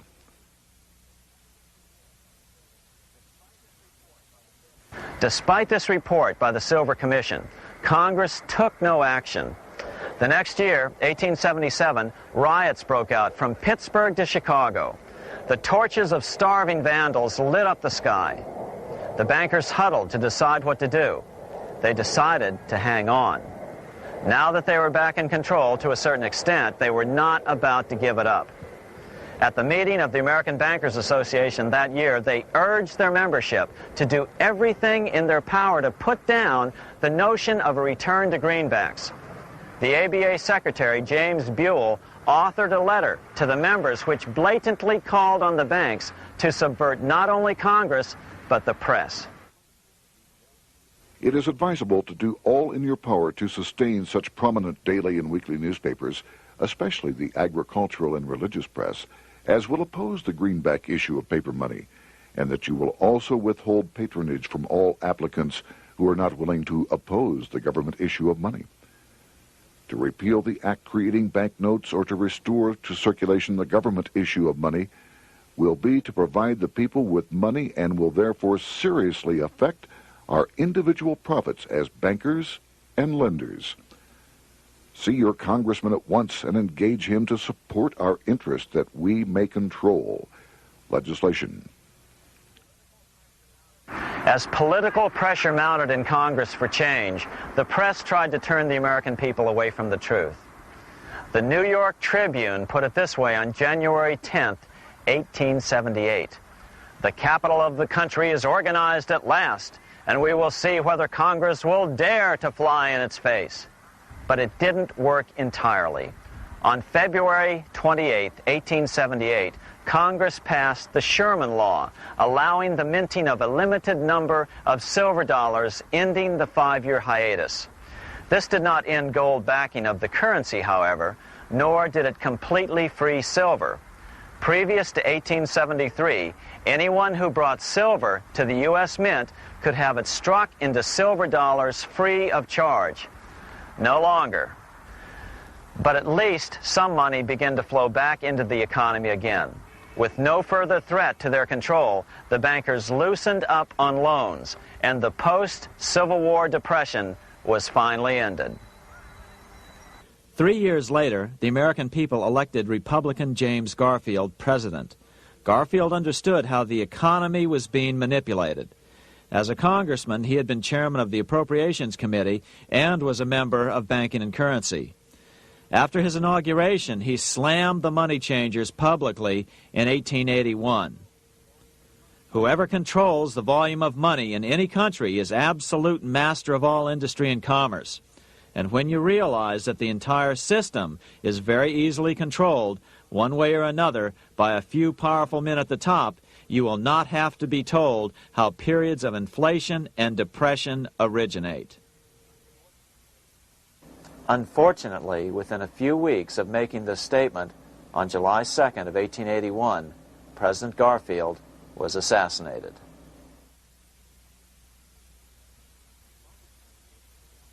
The money changers were gathering strength fast. They began a periodic fleecing of the flock, as they called it, by creating economic booms followed by further depressions so they could buy up thousands of homes and farms for pennies on the dollar. In 1891, the money changers prepared to take the American economy down again, and their methods and motives were laid out with shocking clarity in a memo sent out by the American Bankers Association, the ABA, an organization in which most bankers were members. Notice that this memo called for bankers to create a depression on a certain date 3 years in the future. According to the Congressional Record, here's how it read in part. On September 1st, 1894, we will not renew our loans under any consideration. On September 1st, we will demand our money. We will foreclose and become mortgagees in possession. We can take 2/3 of the farms west of the Mississippi and thousands of them east of the Mississippi as well at our price. Then the farmers will become tenants, as in England. These depressions could be controlled because America was on the gold money standard. Since gold is scarce, it's one of the easiest commodities to manipulate. People wanted silver money legalized again so they could escape the stranglehold the money changers had on gold money. People wanted silver money reinstated, reversing Mr. Said's Act of 1873, by then called the Crime of 73. By 1896, the issue of more silver money had become the central issue in the presidential campaign. William Jennings Bryan, a senator from Nebraska, ran for president as a Democrat on the free silver issue.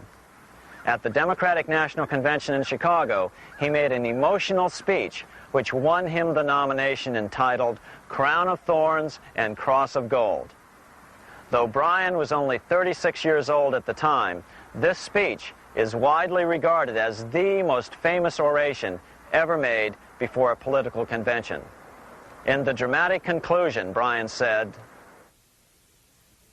"We will answer their demand for a gold standard by saying to them, you shall not press down upon the brow of labor this crown of thorns. You shall not crucify mankind upon a cross of gold."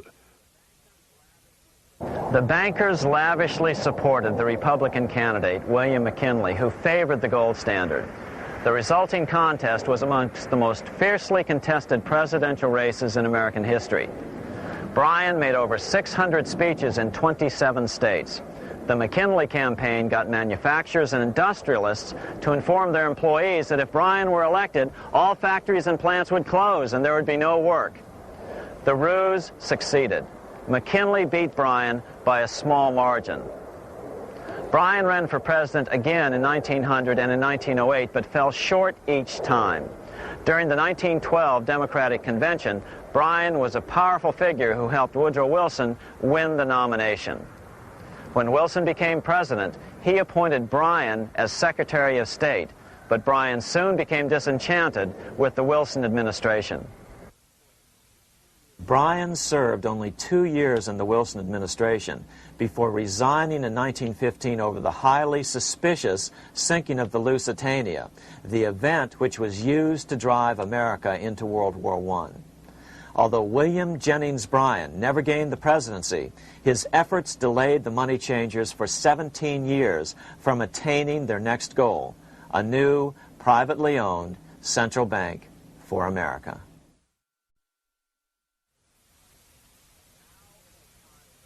Now it was time for the money changers to get back to the business of a new private central bank for America. During the early 1900s, men like J.P. Morgan led the charge. One final panic would be necessary to focus the nation's attention on the supposed need for a central bank. The rationale was that only a central bank can prevent bank failures. Morgan was clearly the most powerful banker in America and a suspected agent for the Rothschilds. Morgan had helped finance John D. Rockefeller's Standard Oil empire. He had also helped finance the monopolies of Edward Harriman in railroads, of Andrew Carnegie in steel, and of others in numerous industries. But on top of that, J.P. Morgan's father, Junius Morgan, had been America's financial agent to the British. After his father's death, J.P. Morgan took on a British partner, Edward Grenfell, a longtime director of the Bank of England. In fact, upon Morgan's death, his estate contained only a few $1 million. The bulk of the securities most people thought he owned were in fact owned by others. In 1902, President Theodore Roosevelt allegedly went after Morgan and his friends by using the Sherman Antitrust Act to try to break up their industrial monopolies. Actually, Roosevelt did very little to interfere in the growing monopolization of American industry by the bankers and their surrogates.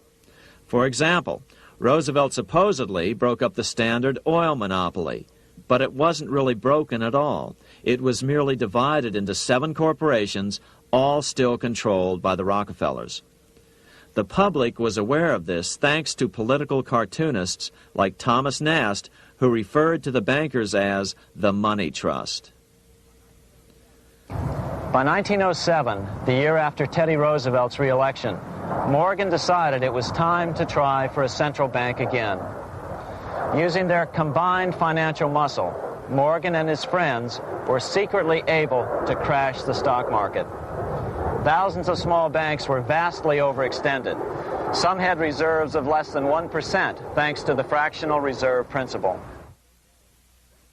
Within days, bank runs were commonplace across the nation.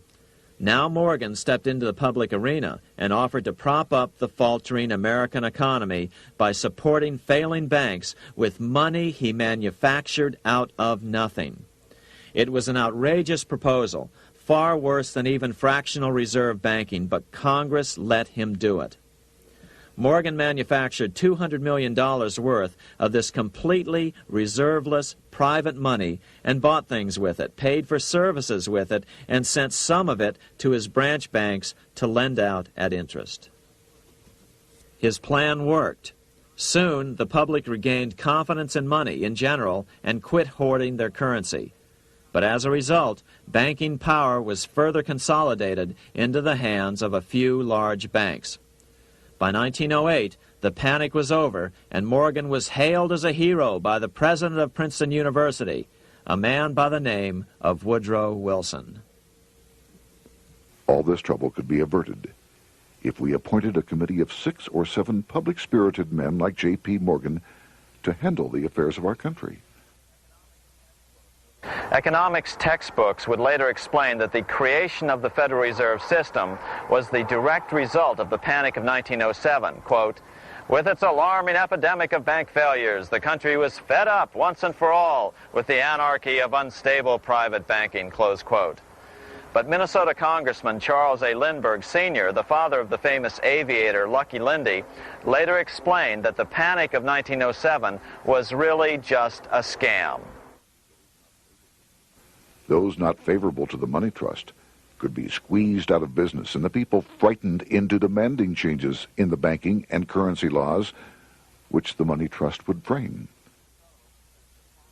So, since the passage of the National Bank Act of 1863, the money changers had been able to create a series of booms and busts. The purpose was not only to fleece the American public of their property, but to later claim that the banking system was basically so unstable that it had to be consolidated into a central bank once again.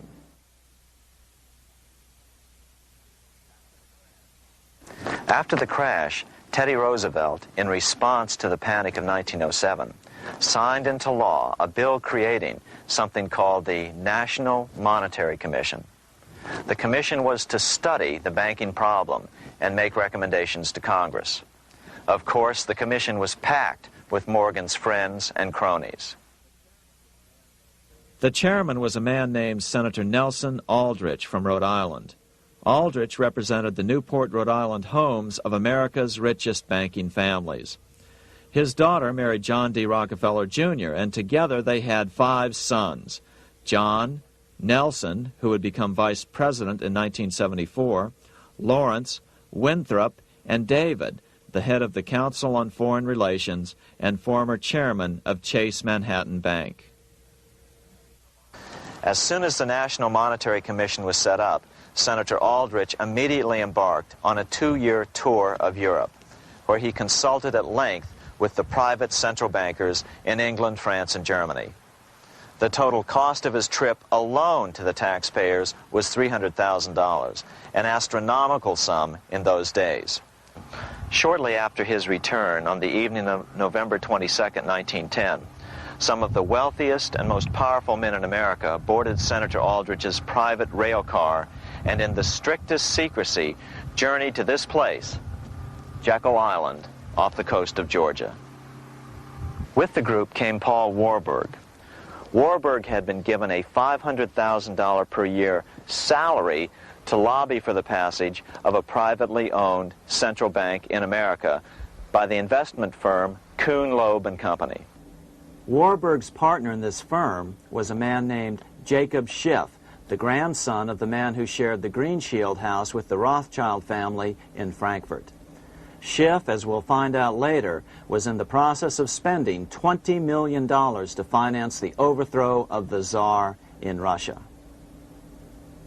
These three European banking families, the Rothschilds, the Warburgs, and the Schiffs, were interconnected by marriage down through the years, just as their American banking counterparts, the Morgans, Rockefellers, and Aldriches were.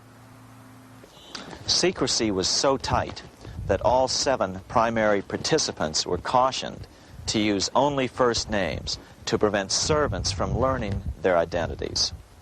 Years later, one participant, Frank Vanderlip, president of National City Bank of New York and a representative of the Rockefeller family, confirmed the Jekyll Island trip in a February 9, 1935 edition of the Saturday Evening Post. I was as secretive, indeed as furtive as any conspirator. Discovery we knew simply must not happen, or else all our time and effort would be wasted. If it were to be exposed that our particular group had got together and written a banking bill, that bill would have no chance whatever of passage by Congress. The participants came here to figure out how to solve their major problem, how to bring back a privately owned central bank. But there were other problems that needed to be addressed as well. First of all, the market share of the big national banks was shrinking fast. In the first 10 years of the century, the number of U.S. banks had more than doubled to over 20,000. By 1913, only 29% of all banks were national banks, and they held only 57% of all deposits. As Senator Aldrich later admitted in a magazine article,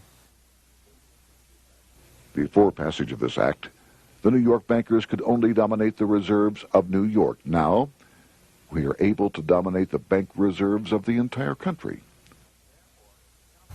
Therefore, something had to be done to bring these new banks under their control. As John D. Rockefeller put it, quote, "Competition is sin," close quote. Secondly, the nation's economy was so strong that corporations were starting to finance their expansions out of profits instead of taking out huge loans from large banks. In the first 10 years of the new century, 70% of corporate funding came from profits. In other words, American industry was becoming independent of the money changers, and that trend had to be stopped. All the participants knew that these problems could be hammered out into a workable solution, but perhaps their biggest problem was a public relations problem, the name of the new bank. That discussion took place right here in this room, one of the many conference rooms in this sprawling hotel, today known as the Jekyll Island Club Hotel. Aldrich believed that the word bank should not even appear in the name. Warburg wanted to call the legislation the National Reserve Bill or the Federal Reserve Bill. The idea here was to give the impression that the purpose of the new central bank was to stop bank runs, but also to conceal its monopoly character. However, it was Aldrich, the egotistical politician, who insisted it be called the Aldrich Bill. After 9 days at Jekyll Island, the group dispersed. The new central bank would be very similar to the old Bank of the United States. It would be given a monopoly over U.S. currency and create that money out of nothing. How does the Fed create money out of nothing? It's a four-step process. But first, a word on bonds.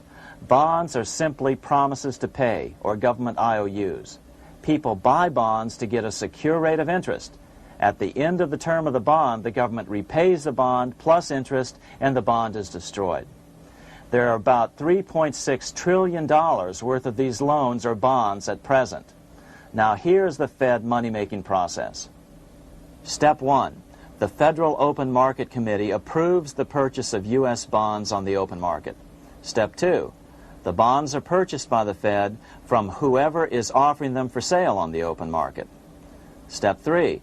The Fed pays for the bonds with electronic credits to the seller's bank, which in turn credits the seller's bank account. The trick is that these credits are based on nothing. The Fed just creates them. Step 4. The banks use these deposits as reserves. They can loan out over 10 times the amount of their reserves to new borrowers, all at interest. In this way, a Fed purchase of, say, $1 million worth of bonds gets turned into over $10 million in bank accounts. The Fed, in effect, creates 10% of this totally new money, and the banks create the other 90%. To reduce the amount of money in the economy, the process is just reversed. The Fed sells bonds to the public, and the money flows out of the purchaser's local bank. Loans must be reduced by 10 times the amount of the sale. So, a Fed sale of $1 million in bonds results in $10 million less money in the economy.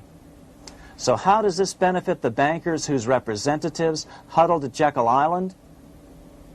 First, it totally misdirected banking reform efforts from proper solutions. Second, it prevented a proper debt-free system of government finance, like Lincoln's greenbacks, from making a comeback.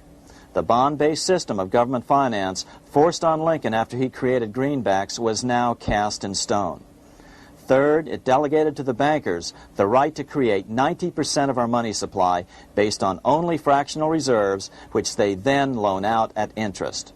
Fourth, it centralized overall control of our nation's money supply in the hands of a few men. Fifth, it established a central bank with a high degree of independence from effective political control. Soon after its creation, the Fed's great contraction in the early 1930s would cause the Great Depression. This independence has been enhanced since then through additional laws. In order to fool the public into thinking the government retained control, the plan called for the Fed to be run by a board of governors appointed by the President and approved by the Senate. But all the bankers had to do was to be sure their men got appointed to the board of governors. That wasn't hard. Bankers have money, and money buys influence over politicians. Once the participants left Jekyll Island, the public relations blitz was on. The big New York banks put together an educational fund of $5 million to finance professors at respected universities to endorse the new bank. Woodrow Wilson at Princeton was one of the first to jump on the bandwagon. But the bankers' subterfuge didn't work. The Aldrich Bill was quickly identified as the bankers' bill, a bill to benefit only what became known as the money trust. As Congressman Lindbergh put it during the congressional debate, the Aldrich Plan is the Wall Street Plan. It means another panic, if necessary, to intimidate the people. Aldrich, paid by the government to represent the people, proposes a plan for the trusts instead. seeing they didn't have the votes to win in Congress, the Republican leadership never brought the Aldrich bill to a vote. The bankers quietly decided to move to track 2, the Democratic alternative. They began financing Woodrow Wilson as the Democratic nominee. As respected historian James Perloff put it, Wall Street financier Bernard Baruch was put in charge of Wilson's education. Baruch brought Wilson to the Democratic Party headquarters in New York in 1912, leading him like one would a poodle on a string. Wilson received an indoctrination course from the leaders convened there. So now the stage was set. The money changers were poised to install their privately owned central bank once again. The damage President Andrew Jackson had done 76 years earlier had been only partly repaired with the passage of the National Bank Act during the Civil War. Since then, the battle had raged on across the decades. The Jacksonians became the greenbackers, who became the hardcore supporters of William Jennings Bryan. With Bryan leading the charge, these opponents of the money changers, ignorant of Baruch's tutelage, now threw themselves behind Democrat Woodrow Wilson. They and Bryan would soon be betrayed.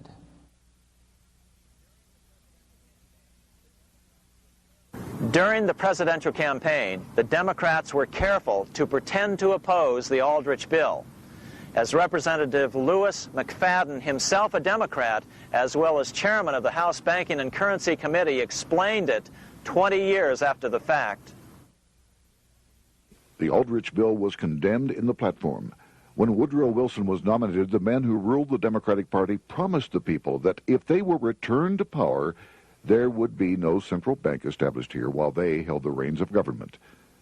13 months later, that promise was broken, and the Wilson administration, under the tutelage of those sinister Wall Street figures who stood behind Colonel House, established here in our free country the worm-eaten, monarchical institution of the King's Bank, to control us from the top downward and to shackle us from the cradle to the grave.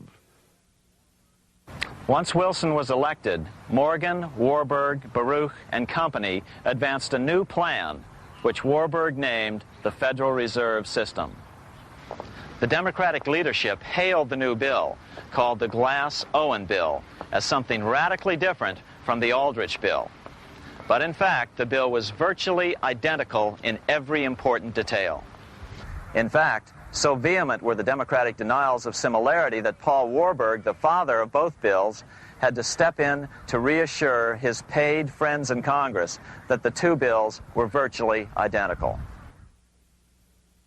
Brushing aside the external differences affecting the shells, we find the kernels of the two systems very closely resembling and related to one another. But that admission was for private consumption only.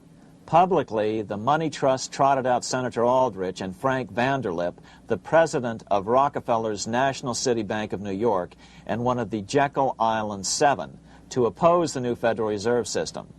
Years later, however, Vanderlip admitted in the Saturday Evening Post that the two measures were virtually identical. Although the Aldrich Federal Reserve Plan was defeated when it bore the name Aldrich, nevertheless, its essential points were all contained in the plan that finally was adopted. As Congress neared a vote, they called Ohio attorney Alfred Crozier to testify. Crozier noted the similarities between the Aldrich bill and the Glass-Owen bill. The bill grants just what Wall Street and the big banks for 25 years have been striving for: private instead of public control of currency. It, the Glass-Owen bill, does this as completely as the Aldrich bill. Both measures rob the government and the people of all effective control over the public's money, and vest in the banks exclusively the dangerous power to make money among the people scarce or plenty.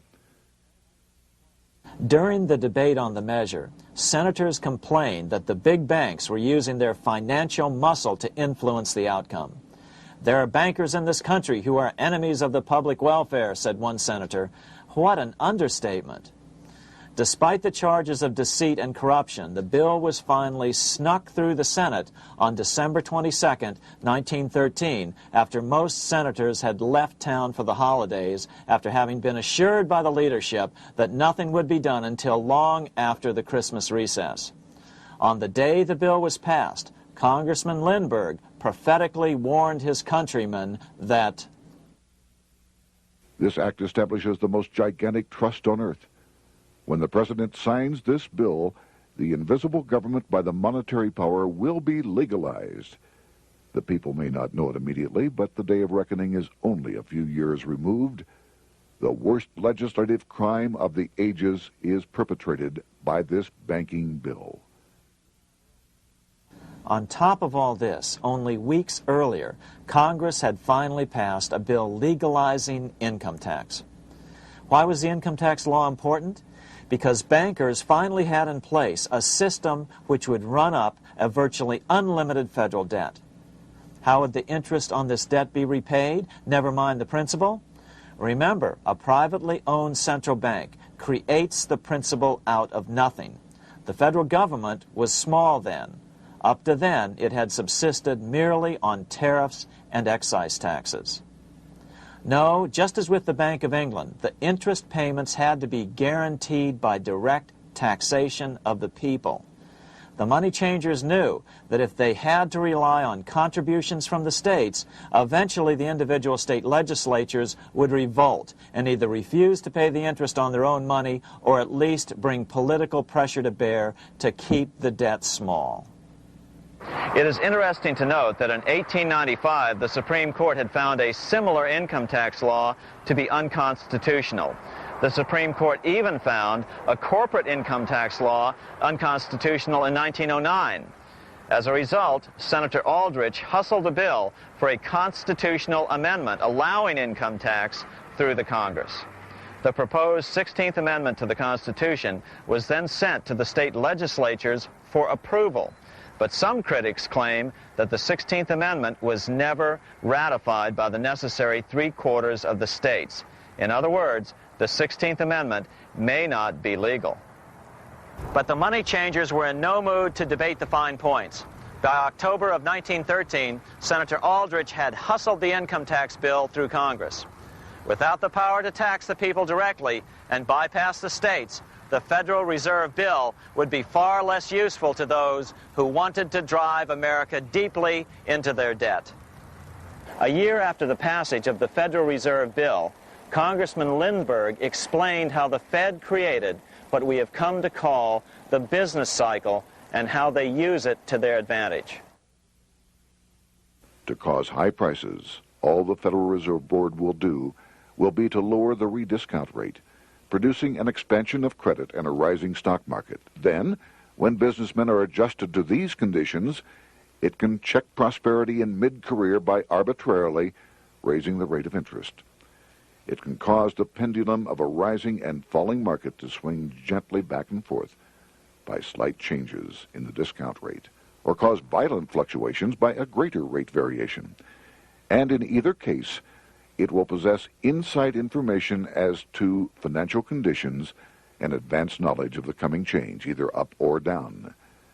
This is the strangest, most dangerous advantage ever placed in the hands of a special privileged class by any government that ever existed. The system is private, conducted for the sole purpose of obtaining the greatest possible profits from the use of other people's money. They know in advance when to create panics to their advantage. They also know when to stop panic. Inflation and deflation work equally well for them when they control finance. Congressman Lindbergh was correct on all points. What he didn't realize was that most European nations had already fallen prey to the central bankers decades or centuries earlier. But he also mentions the interesting fact that only 1 year later, the Fed had cornered the market in gold. This is how he put it, quote, "Already, the Federal Reserve banks have cornered the gold and gold certificates," close quote. But Congressman Lindbergh was not the only critic of the Fed. Congressman Lewis McFadden, the chairman of the House Banking and Currency Committee from 1920 to 1931, remarked that the Federal Reserve Act brought about a superstate controlled by international bankers and international industrialists acting together to enslave the world for their own pleasure. Notice how McFadden saw the international character of the stockholders of the Federal Reserve. Another chairman of the House Banking and Currency Committee in the 1960s, Wright Patman from Texas, put it this way. In the United States today, we have in effect two governments. We have the duly constituted government, then we have an independent, uncontrolled, and uncoordinated government in the Federal Reserve System, operating the money powers which are reserved to Congress by the Constitution. Even the inventor of the electric light, Thomas Edison, joined the fray in criticizing the system of the Federal Reserve. If our nation can issue a dollar bond, it can issue a dollar bill. The element that makes the bond good makes the bill good also. The difference between the bond and the bill is the bond lets money brokers collect twice the amount of the bond and an additional 20%, whereas the currency pays nobody but those who contribute directly in some useful way. It is absurd to say that our country can issue $30 million in bonds and not $30 million in currency. Both are promises to pay, but one promise fattens the usurers, and the other helps the people. 3 years after the passage of the Federal Reserve Act, even President Wilson began to have second thoughts about what had been unleashed during his first term in office. We have come to be one of the worst ruled, one of the most completely controlled governments in the civilized world, no longer a government of free opinion, no longer a government by a vote of the majority, but a government by the opinion and duress of a small group of dominant men.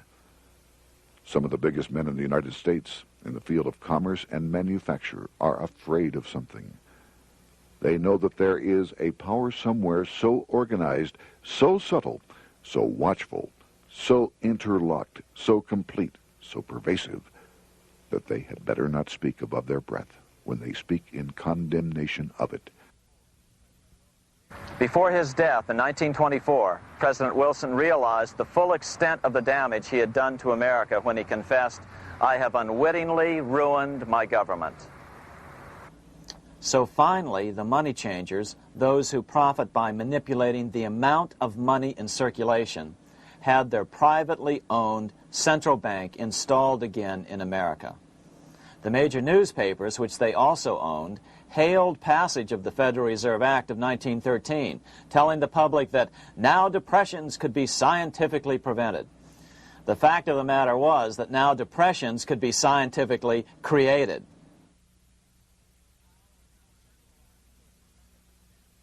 Power was now centralized to a tremendous extent.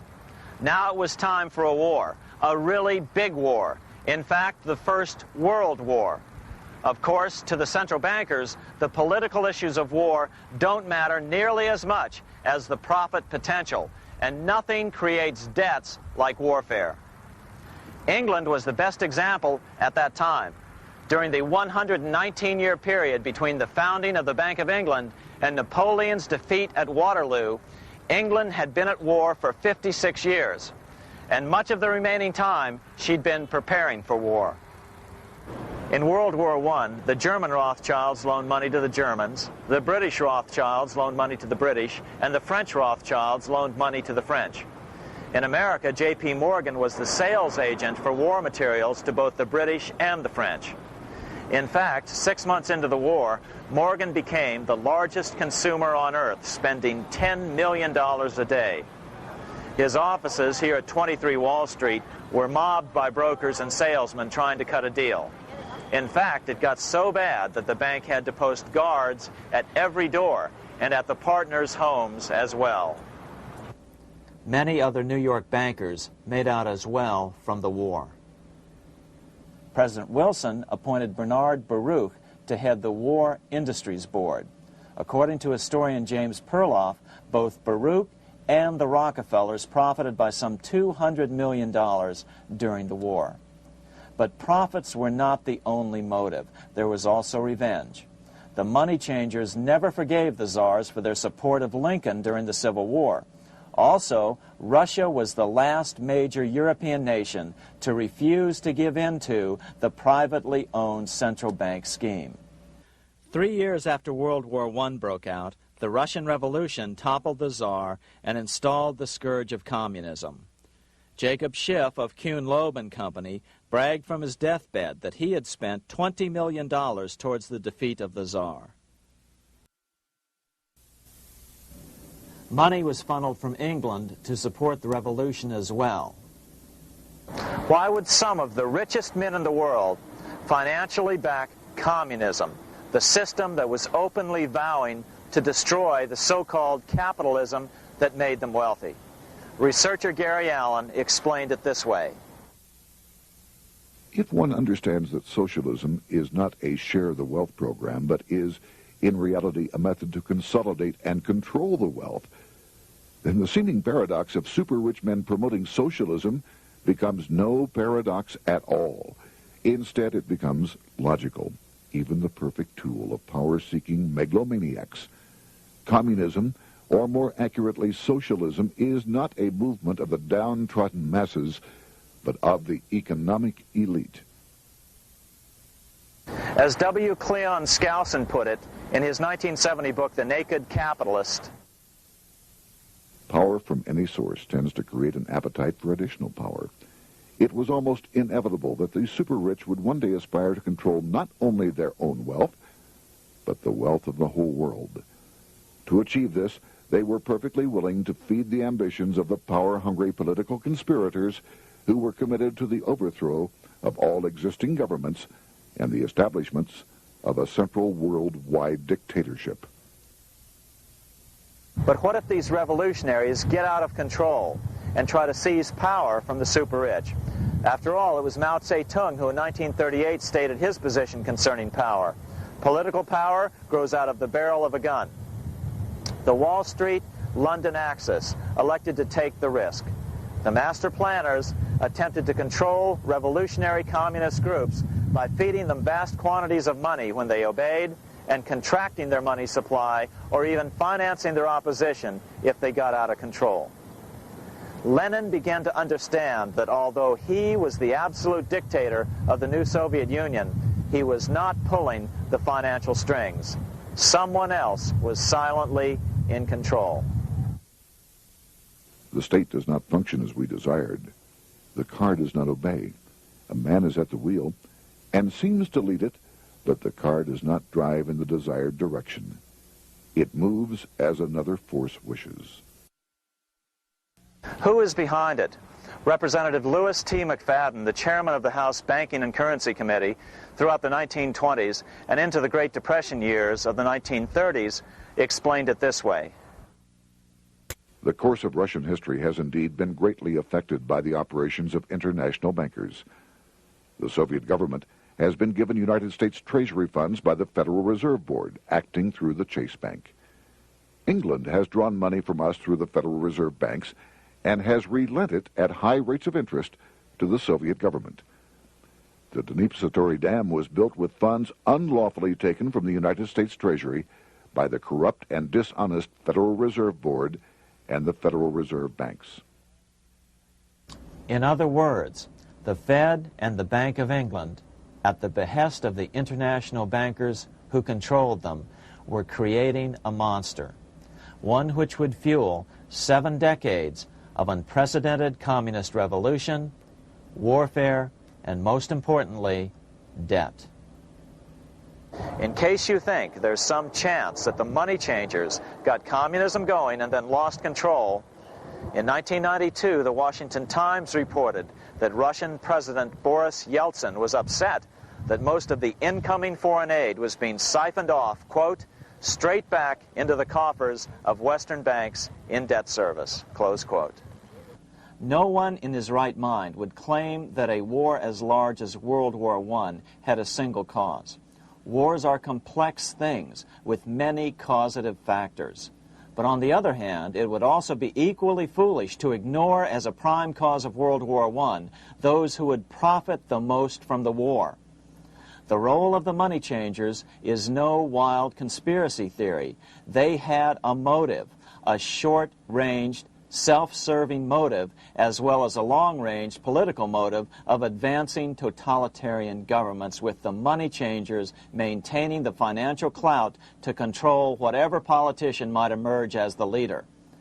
Next, we'll see what the money changers' ultimate political goal is for the world.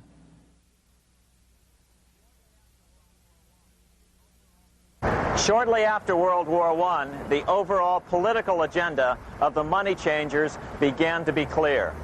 Now that they controlled national economies individually, the next step was the ultimate form of consolidation, world government. The new world government proposal was given top priority at the Paris Peace Conference after World War I. It was called the League of Nations, but much to the surprise of Paul Warburg and Bernard Baruch, who attended the peace conference with President Wilson, the world was not yet ready to dissolve national boundaries. Nationalism still beats strong in the human breast. For example, Lord Curzon, the British Foreign Secretary, called the League of Nations a good joke, even though it was the stated policy of the British government to support it. To the humiliation of President Wilson, the U.S. Congress wouldn't ratify the League either. Despite the fact that it had been ratified by many other nations, without money flowing from the U.S. Treasury, the League died. After World War I, the American public had grown tired of the internationalist policies of Democrat Woodrow Wilson. In the presidential election of 1920, Republican Warren Harding won a landslide victory with over 60% of the vote. Harding was an ardent foe of both Bolshevism and the League of Nations. His election, which opened a 12-year run of Republican presidents in the White House, led to an unprecedented era of prosperity known as the Roaring Twenties. Despite the fact that the war had brought America a debt 10 times larger than its Civil War debt, still the American economy surged. Gold had poured into the country during the war, and it continued to do so afterwards. In the early 1920s, the governor of this bank, the Federal Reserve Bank of New York, a man named Benjamin Strong, met frequently with the secretive and eccentric governor of the Bank of England, Montague Norman. Norman was determined to replace the gold England had lost to the U.S. during World War I and return the Bank of England to its former position of dominance in world finance. On top of that, rich with gold, the American economy might get out of control again, just like it had done after the Civil War. During the next 8 years, under the presidencies of Harding and Coolidge, the huge federal debt built up during World War I was cut by 38%, down to $16 billion, the greatest percentage drop in U.S. history. During the election of 1920, Warren Harding and Calvin Coolidge ran against James Cox, the governor of Ohio, and the little-known Franklin D. Roosevelt, who had previously risen to no higher post than President Wilson's Assistant Secretary of the Navy. After his inauguration, Harding moved quickly to formally kill the League of Nations. Then he quickly moved to reduce domestic taxes while raising tariffs to record heights. Now, this was a revenue policy of which most of the Founding Fathers would certainly have approved. His second year in office, Harding took ill on a train trip in the West and suddenly died. Although no autopsy was performed, the cause was said to be either pneumonia or food poisoning. When Coolidge took over, he continued Harding's domestic economic policy of high tariffs on imports while cutting income taxes. As a result, the economy grew at such a rate that net revenue still increased. Now that had to be stopped. So just as they'd done so frequently before, the money changers decided it was time to crash the American economy. The Federal Reserve began flooding the country with money. They increased the money supply by 62% during these years. Money was plentiful. This is why it was known as the Roaring Twenties. Before his death in 1919, former President Teddy Roosevelt warned the American people what was going on. As reported in the March 27, 1922 edition of the New York Times, Roosevelt said, "These international bankers and Rockefeller Standard Oil interests control the majority of newspapers and the columns of these papers to club into submission or drive out of public office officials who refuse to do the bidding of the powerful, corrupt cliques which compose the invisible government." Just one day before, in the New York Times, the mayor of New York, John Hylan, quoted Roosevelt and blasted those he saw as taking control of America, its political machinery, and its press. The warning of Theodore Roosevelt has much timeliness today, for the real menace of our republic is this invisible government which, like a giant octopus, sprawls its slimy length over city, state, and nation. It seizes in its long and powerful tentacles our executive officers, our legislative bodies, our schools, our courts, our newspapers, and every agency created for the public protection. To depart from mere generalizations, let me say that at the head of this octopus are the Rockefeller Standard Oil interest and a small group of powerful banking houses generally referred to as the international bankers. The little coterie of powerful international bankers virtually run the United States government for their own selfish purposes. They practically control both parties, write political platforms, make cat's paws of party leaders, use the leading men of private organizations, and resort to every device to place a nomination for high public office only such candidates as will be amenable to the dictates of corrupt big business. These international bankers and Rockefeller Standard Oil interests control the majority of newspapers and magazines in this country. Why didn't people listen to such strong warnings and demand that Congress reverse its 1913 passage of the Federal Reserve Act? Because remember, it was the 1920s. A steady increase in bank loans contributed to a rising market. In other words, just as it is today, in times of prosperity, no one wants to worry about economic issues. But there was a dark side to all this prosperity. Businesses expanded and became strung out on credit. Speculation in the booming stock market became rampant. Although everything looked rosy, it was a castle made of sand. When all was in readiness, in April of 1929, Paul Warburg, the father of the Federal Reserve, sent out a secret advisory warning his friends that a collapse and nationwide depression was certain. In August of 1929, the Fed began to tighten money. It is not a coincidence that the biographies of all the Wall Street giants of that era, John D. Rockefeller, J.P. Morgan, Bernard Baruch, etc., all marvel that they got out of the stock market just before the crash and put all their assets in cash or gold. On October 24th, 1929, the big New York bankers called in their 24-hour broker call loans. This meant that both stockbrokers and customers had to dump their stocks on the market to cover their loans, no matter what price they had to sell them for. As a result, the market tumbled, and that day was known as Black Thursday. According to John Kenneth Galbraith, writing in The Great Crash, 1929, at the height of the selling frenzy, Bernard Baruch brought Winston Churchill into the visitors' gallery of the New York Stock Exchange here to witness the panic and impress him with his power over the wild events down on the floor. Congressman Louis McFadden, chairman of the House Committee on Banking and Currency from 1920 to 1931, knew who to blame. He accused the Fed and the international bankers of orchestrating the crash.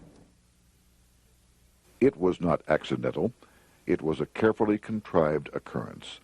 The international bankers sought to bring about a condition of despair here so that they might emerge as rulers of us all. But McFadden went even farther. He openly accused them of causing the crash in order to steal America's gold. In February 1931, in the midst of the Depression, he put it this way. I think it can hardly be disputed that the statesmen and financiers of Europe are ready to take almost any means to reacquire rapidly the gold stock which Europe lost to America as the result of World War I. Curtis Dahl, a broker for Lehman Brothers, was on the floor of the New York Stock Exchange the day of the crash. In his 1970 book, FDR, My Exploited Father-in-Law, he explained that the crash was triggered by the planned sudden shortage of call money in the New York money market. Actually, it was the calculated shearing of the public by the world money powers triggered by the planned sudden shortage of call money in the New York money market. Within a few weeks, $3 billion of wealth simply seemed to vanish. Within a year, $40 billion had been lost. But did it really disappear? Or was it simply consolidated in fewer hands? And what did the Federal Reserve do? Instead of moving to help the economy out by quickly lowering interest rates to stimulate the economy, the Fed continued to brutally contract the money supply further, deepening the Depression.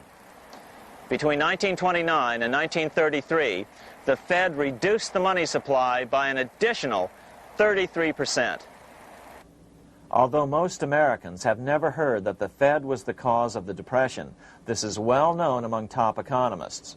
Milton Friedman, the Nobel Prize-winning economist now of Stanford University, said the same thing in a National Public Radio interview in January of 1996.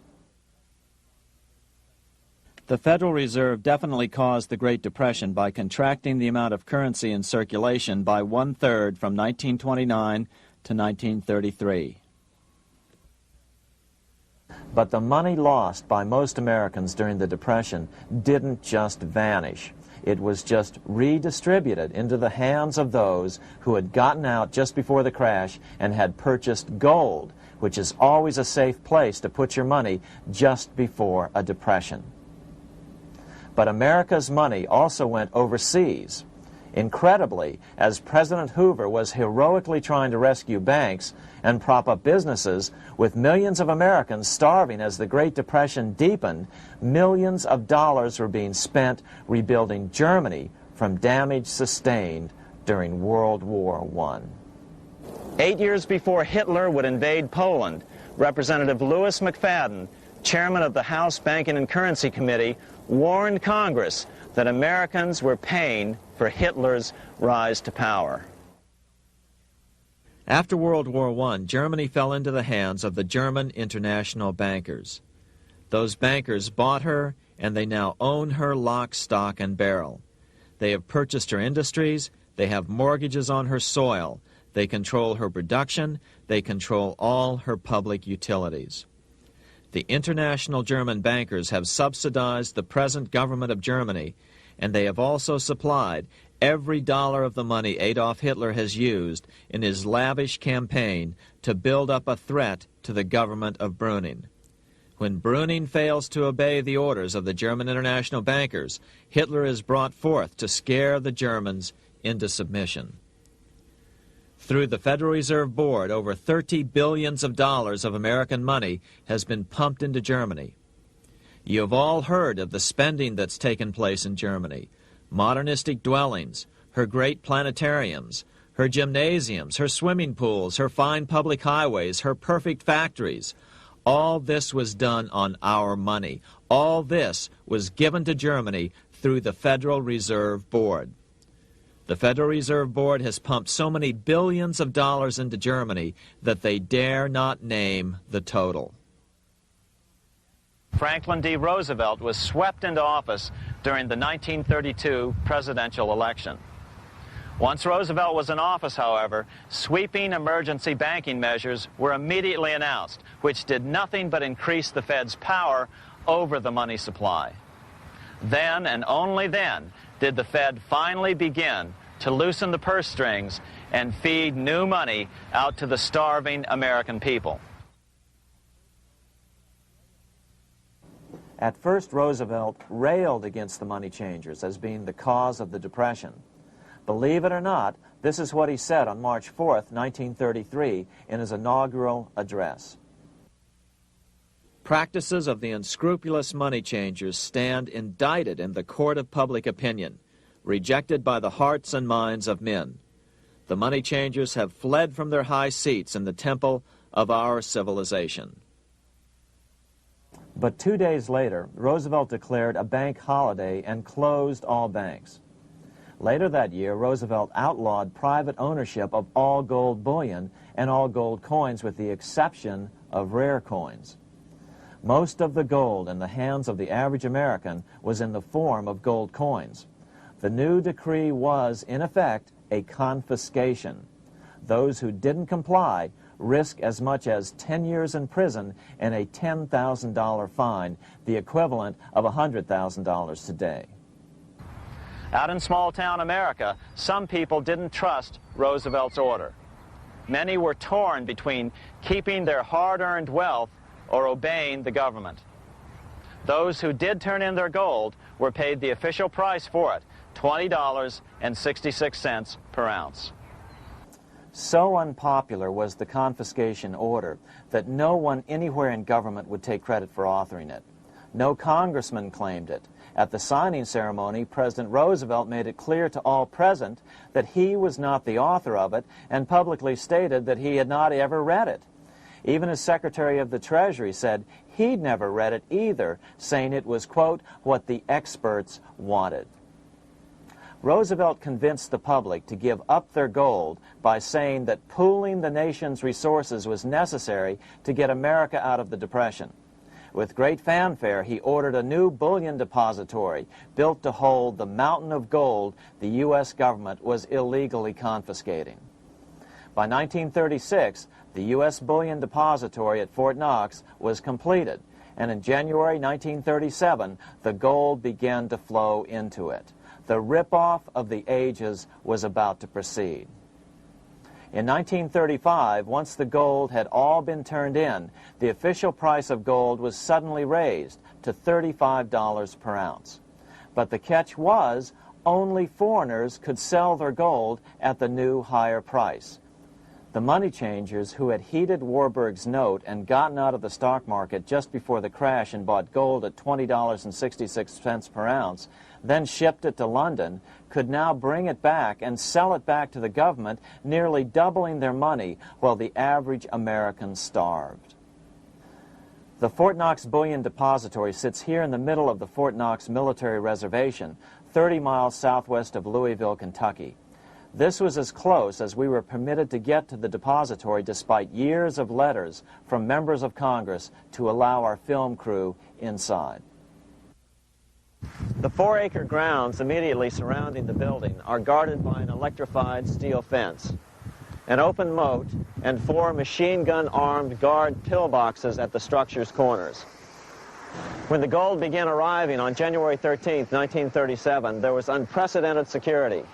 Thousands of official guests watched the arrival of a 9-car train from Philadelphia, guarded by armed soldiers, postal inspectors, Secret Servicemen, and guards from the U.S. Mint. It was all great theater.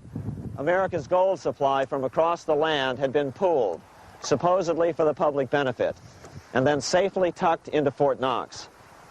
But all that security would soon be breached by the government itself. Now the stage was set for a really big war, one which would pile up debt far beyond that of World War I. For example, in 1944 alone, the U.S. national income was only $183 billion, yet $103 billion was spent on the war. This was 30 times the spending rate during World War I. In fact, the American taxpayer picked up 55% of the total Allied cost of the war. But equally important, virtually every nation involved in World War II greatly multiplied their debt. In the U.S., for example, federal debt went from $43 billion in 1940 up to $257 billion in 1950, an increase of 598%. Between 1940 and 1950, Japanese debt swelled 1,348%. French debt grew 583%, and Canadian debt soared 417%. After the war, the world was now divided into 2 economic camps: communist command economies on the one hand versus monopoly capitalists on the other, set to fight it out in one perpetual and highly profitable arms race.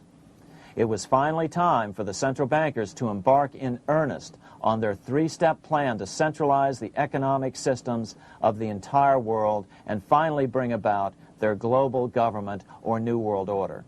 The phases of this plan were: Step 1, central bank domination of national economies worldwide. Step 2, centralize regional economies through organizations such as the European Monetary Union and regional trade unions such as NAFTA. Step 3, centralize the world economy through a world central bank, a world money, and ending national independence through abolition of all tariffs by treaties like GATT. Step 1 was completed long ago. Steps 2 and 3 are far advanced, nearing completion. What about gold? Among central banks, the largest holder of gold is now the IMF. It and central banks now control 2/3 of the world's gold supply, giving them the ability to manipulate the gold market. Remember the money changer's golden rule: he who has the gold makes the rules. But before we get into solutions to our problem, let's take a look at what happened to all that gold in Fort Knox. Because if we don't understand that the gold has been stolen, will allow ourselves to be stampeded into the wrong solution, a gold-backed currency. Most Americans still believe that the gold is still here at Fort Knox. At the end of World War II, Fort Knox contained over 700 million ounces of gold, an incredible 70% of all the gold in the world. How much remains? No one knows. Despite the fact that federal law requires an annual physical audit of Fort Knox gold, the Treasury has consistently refused to conduct one. The truth is that a reliable audit of whatever remains here has not been conducted since President Eisenhower ordered one in 1953. Where did America's gold in Fort Knox go? Over the years, it was sold off to European money changers at the $35 per ounce price. Remember, this was during a time when it was illegal for Americans to buy any of their own gold from Fort Knox. In fact, there was a very infamous case where the Firestone family set up a string of dummy corporations to purchase Fort Knox gold and keep it in Switzerland, never hitting U.S. shores. They were eventually caught, however, and successfully prosecuted. Finally, by 1971, all the pure gold had been secretly removed from Fort Knox, drained back to London. Once the gold was gone from Fort Knox, President Nixon closed the gold window by repealing Roosevelt's Gold Reserve Act of 1934, finally making it legal once again for Americans to buy gold. Naturally, gold prices immediately began to soar. 9 years later, gold sold for $880 per ounce, 25 times what the gold in Fort Knox was sold for. One would think that eventually someone in the government would get wind of what was happening and blow the whistle. The largest fortune in the history of the world stolen. Shades of the old James Bond film, Goldfinger. Well, as a matter of fact, Ian Fleming, the author of the James Bond series, was head of the British counterintelligence service, MI5. Some believe in the intelligence community that he wrote much of his fiction as a warning, as many authors of fiction do. If the removal of all the good delivery gold from Fort Knox can be viewed as a deliberate raid on the U.S. Treasury, then such an operation might well have been years in the making, namely 40 years. Certainly enough time for Fleming to get wind of it and try to prevent it. So just how did the story of the Fort Knox gold robbery get out? It all started with an article in a New York periodical in 1974. The article charged that the Rockefeller family was manipulating the Federal Reserve to sell off Fort Knox gold at bargain basement prices to anonymous European speculators. 3 days later, the anonymous source of the story, Louise Auchincloss Boyer, mysteriously fell to her death from the window of her 10th floor apartment in New York. How would Mrs. Boyer have known of the Rockefeller connection to the Fort Knox gold heist? She was the longtime secretary of Nelson Rockefeller. For the next 14 years, this man, Ed Durrell, a wealthy Ohio industrialist, devoted himself to a quest for the truth concerning the Fort Knox gold. He wrote thousands of letters to over 1,000 government and banking officials, trying to find out how much gold was really left and where the rest of it had gone. Edith Roosevelt, the granddaughter of President Teddy Roosevelt, questioned the actions of the government in a March 1975 edition of the New Hampshire Sunday News. Allegations of missing gold from our Fort Knox vaults are being widely discussed in European financial circles. But what is puzzling is that the administration is not hastening to demonstrate conclusively that there is no cause for concern over our gold treasure, if indeed it is in a position to do so. Unfortunately, Ed Durrell never did accomplish his primary goal, a full audit of the gold reserves in Fort Knox. It's incredible that the world's greatest treasure has had little accounting or auditing. This gold belonged to the American people, not the Federal Reserve and their foreign owners. One thing is certain, the government could blow all of this speculation away in a few days with a well-publicized audit under the searing lights of media cameras. It has chosen not to do so. One must conclude that they are afraid of the truth such an audit would reveal. What is the government so afraid of? Here's the answer. When President Ronald Reagan took office in 1981, his conservative friends urged him to study the feasibility of returning to a gold standard as the only way to curb government spending. It sounded like a reasonable alternative, so President Reagan appointed a group of men called the Gold Commission to study the situation and report back to Congress. What Reagan's Gold Commission reported back to Congress in 1982 was the following shocking revelation concerning gold. The U.S. Treasury owned no gold at all. All the gold that was left in Fort Knox was now owned by the Federal Reserve, a group of private bankers, as collateral against the national debt. The truth of the matter is that never before has so much money been stolen from the hands of the general public and put into the hands of a small group of private investors, the money changers.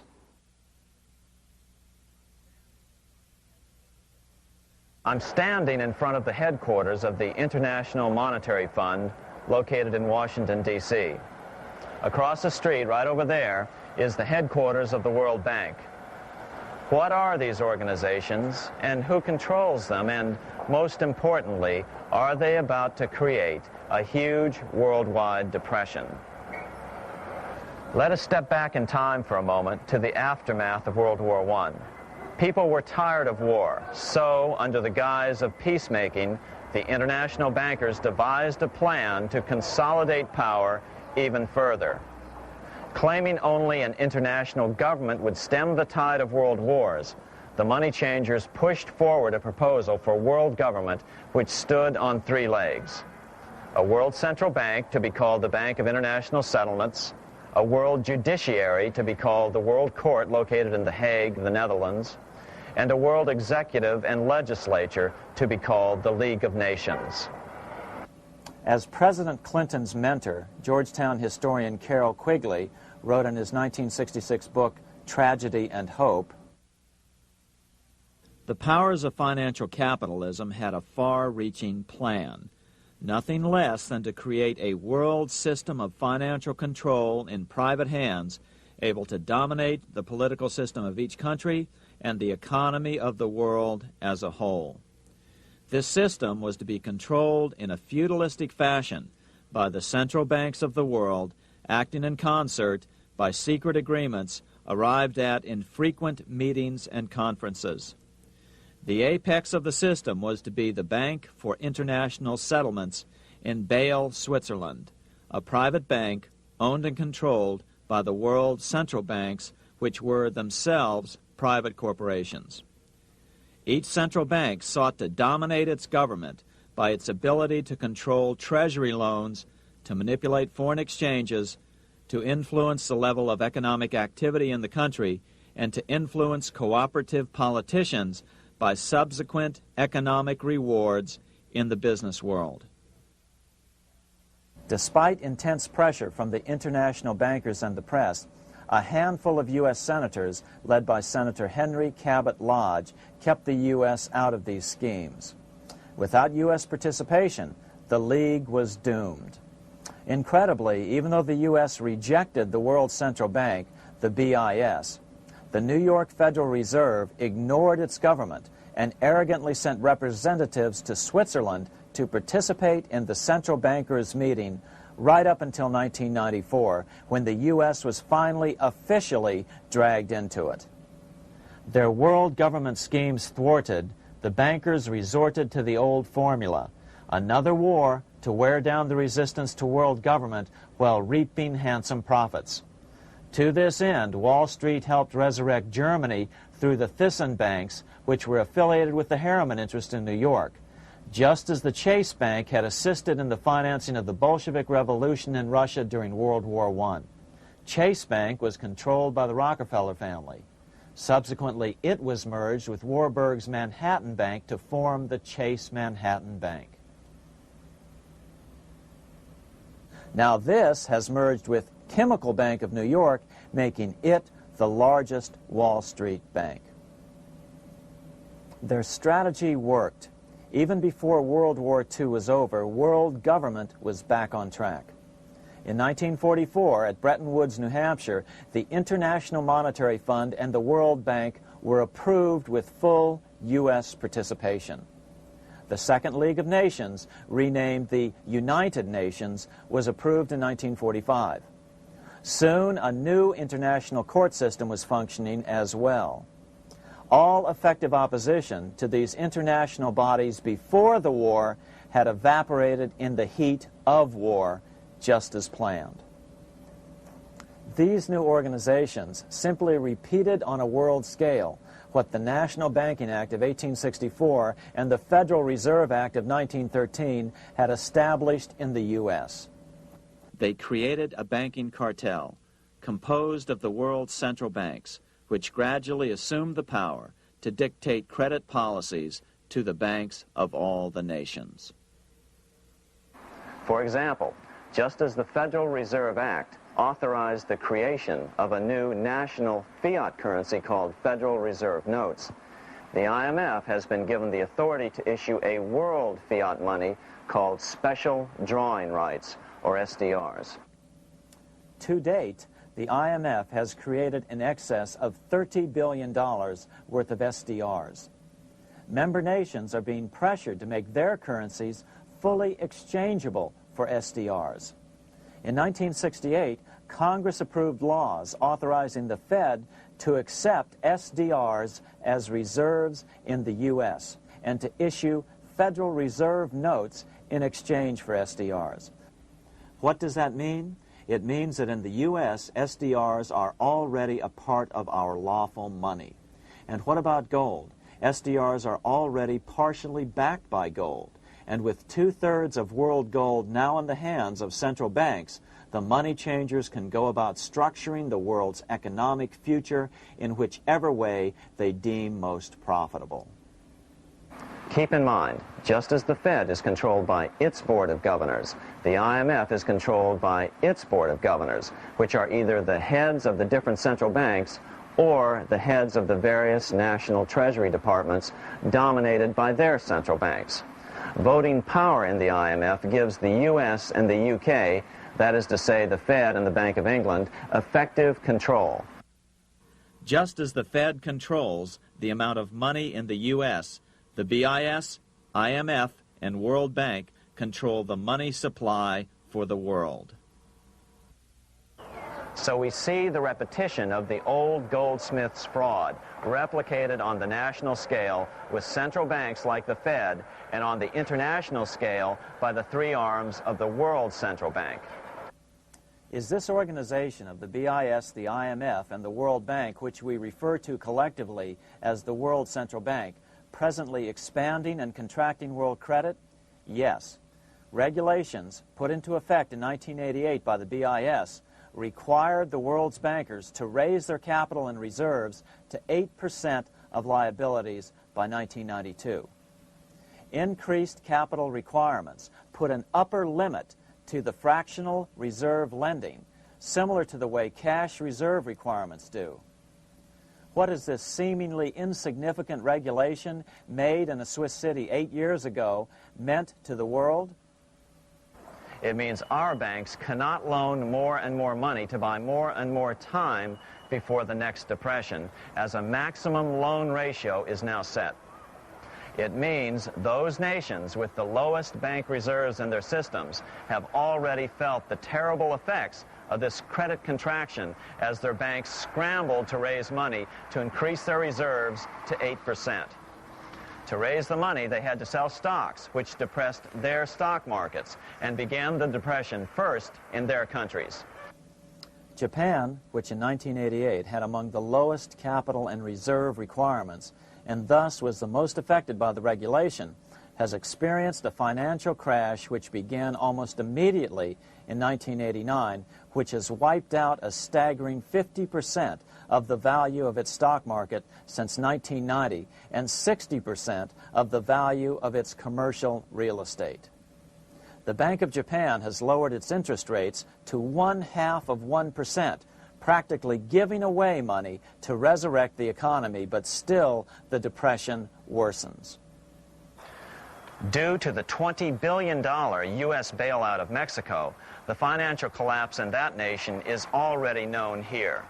Yet despite the bailout, the economy continues to be a disaster. One huge debt after another is rolled over as new loans are being made simply to enable Mexico to pay the interest on the old loans. In the south of Mexico, the poor have been in open revolt as every spare peso is being siphoned out of the country to make interest payments. It is important to note that a radical transfer of power is taking place as nations become subservient to a supranational world central bank controlled by a handful of the world's richest bankers. As the IMF creates more and more SDRs by the stroke of a pen on IMF ledgers, more and more nations borrow them to pay interest on their mounting debts and gradually fall under the control of the faceless bureaucrats of the World Central Bank. As the worldwide depression worsens and spreads, this will give the World Central Bank the power of economic life and death over these nations. It will decide which nations will be permitted to receive further loans and which nations will starve. Despite all the rhetoric about development and the alleviation of poverty, the result is a steady transfer of wealth from the debtor nations to the money changers' central banks which control the IMF and the World Bank. For example, in 1992, the Third World debtor nations, which borrowed from the World Bank, paid $198 million more to the central banks of the developed nations for World Bank-funded purposes than they received from the World Bank. All this increases their permanent debt in exchange for temporary relief of poverty caused by prior borrowings. Already, these repayments exceed the amount of the new loans. By 1992, Africa's external debt had reached $290 billion, 2.5 times greater than in 1980, resulting in skyrocketing infant mortality rates and unemployment, deterioration of schools, housing, and the general health of the people. The entire world faces the immeasurable suffering already destroying the Third World and now Japan, all for the benefit of the money changers. As one prominent Brazilian politician put it, "The Third World War has already started. It is a silent war, not for that reason any less sinister. The war is tearing down Brazil, Latin America, and practically all the Third World. Instead of soldiers dying, there are children. It is a war over the Third World debt, one which has as its main weapon interest, a weapon more deadly than the atom bomb, more shattering than a laser beam."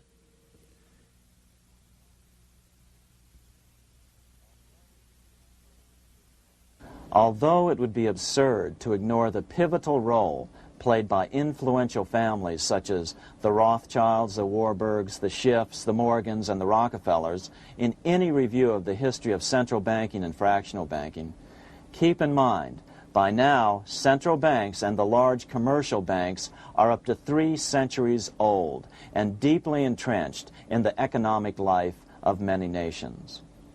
These banks are no longer dependent on clever individuals such as a Nathan Rothschild.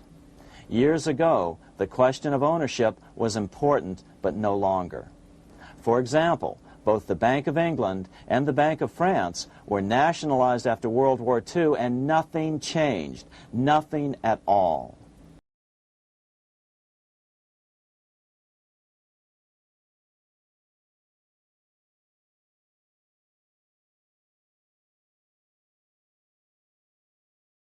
They endure and continue to grow, now protected by numerous laws, paid politicians, and mortgaged media, untouched by the changing of generations.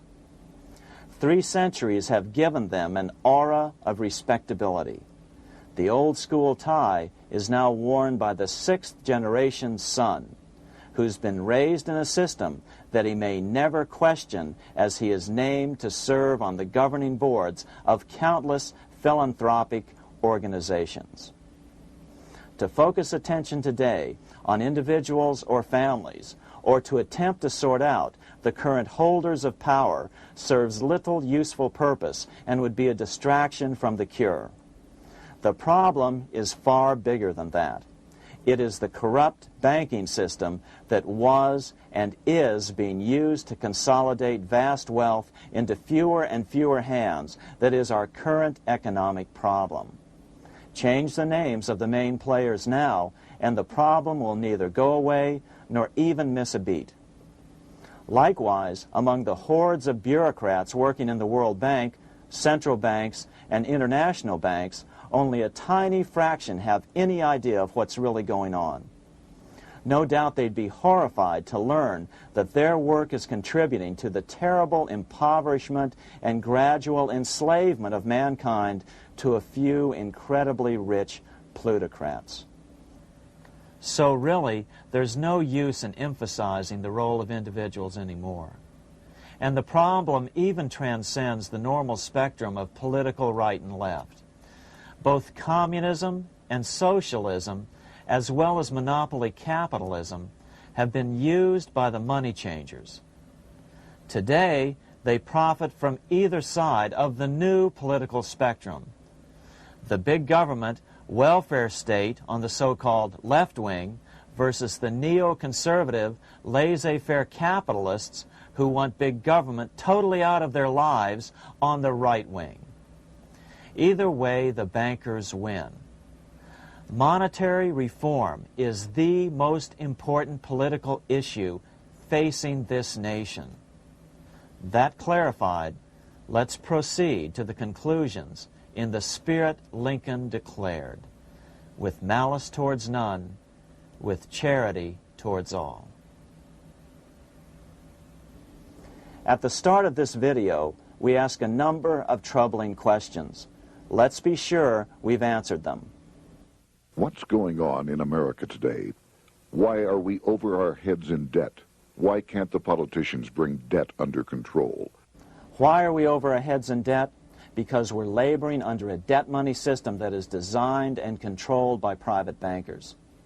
Now, some will argue that the Federal Reserve System is a quasi-governmental agency.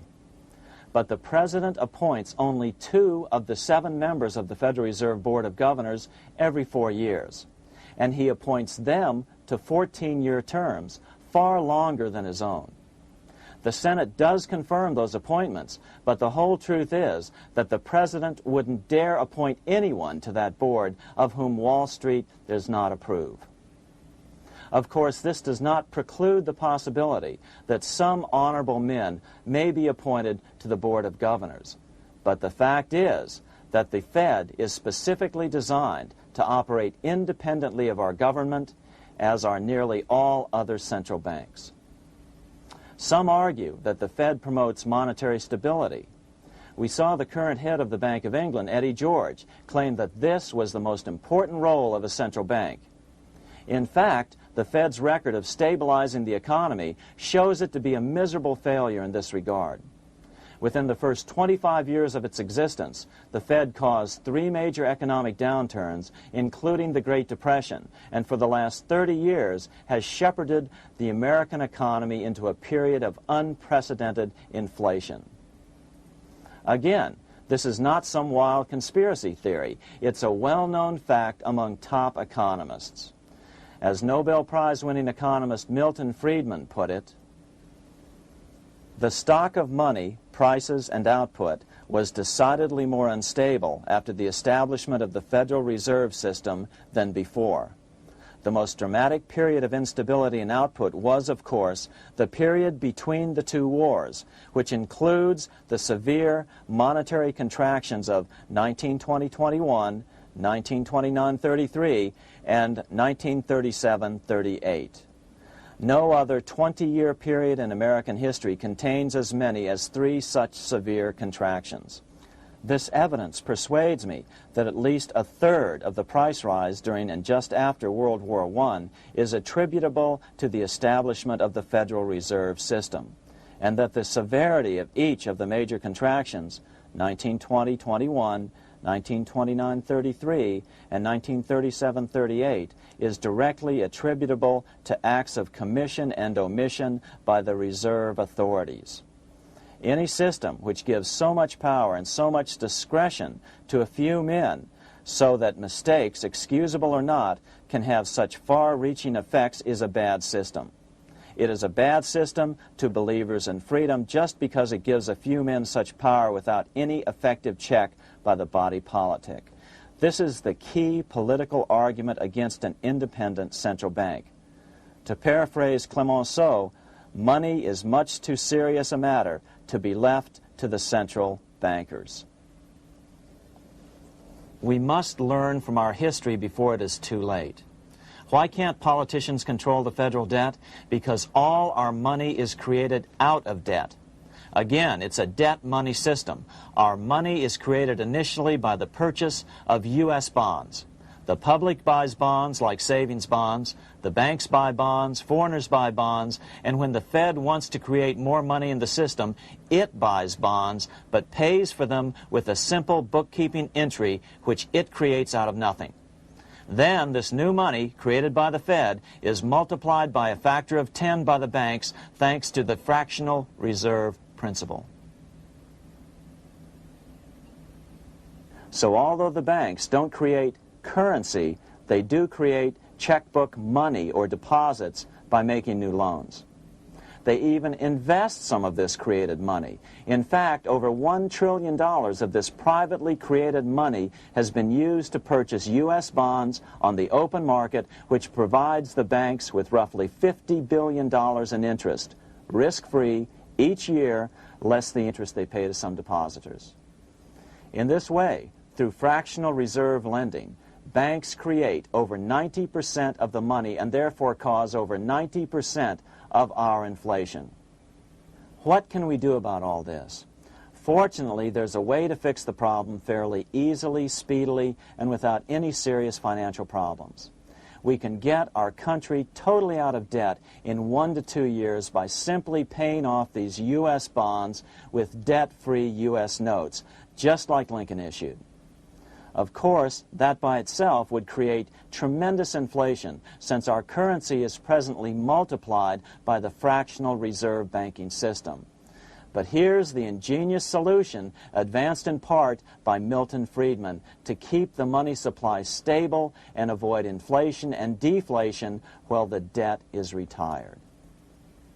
As the Treasury buys up its bonds on the open market with U.S. notes, the reserve requirements of your hometown local bank will be proportionally raised, so the amount of money in circulation remains constant. As those holding bonds are paid off in U.S. notes, they will deposit this money, thus making available the currency then needed by the banks to increase their reserves. Once all the U.S. bonds are replaced with U.S. notes, banks will be at 100% reserve banking instead of the fractional reserve system currently in use. From this point on, the former Fed buildings will only be needed as a central clearinghouse for checks and as vaults for U.S. notes. The Federal Reserve Act will no longer be necessary and could be repealed. Monetary power can be transferred back to the Treasury Department. There would be no further creation or contraction of money by banks.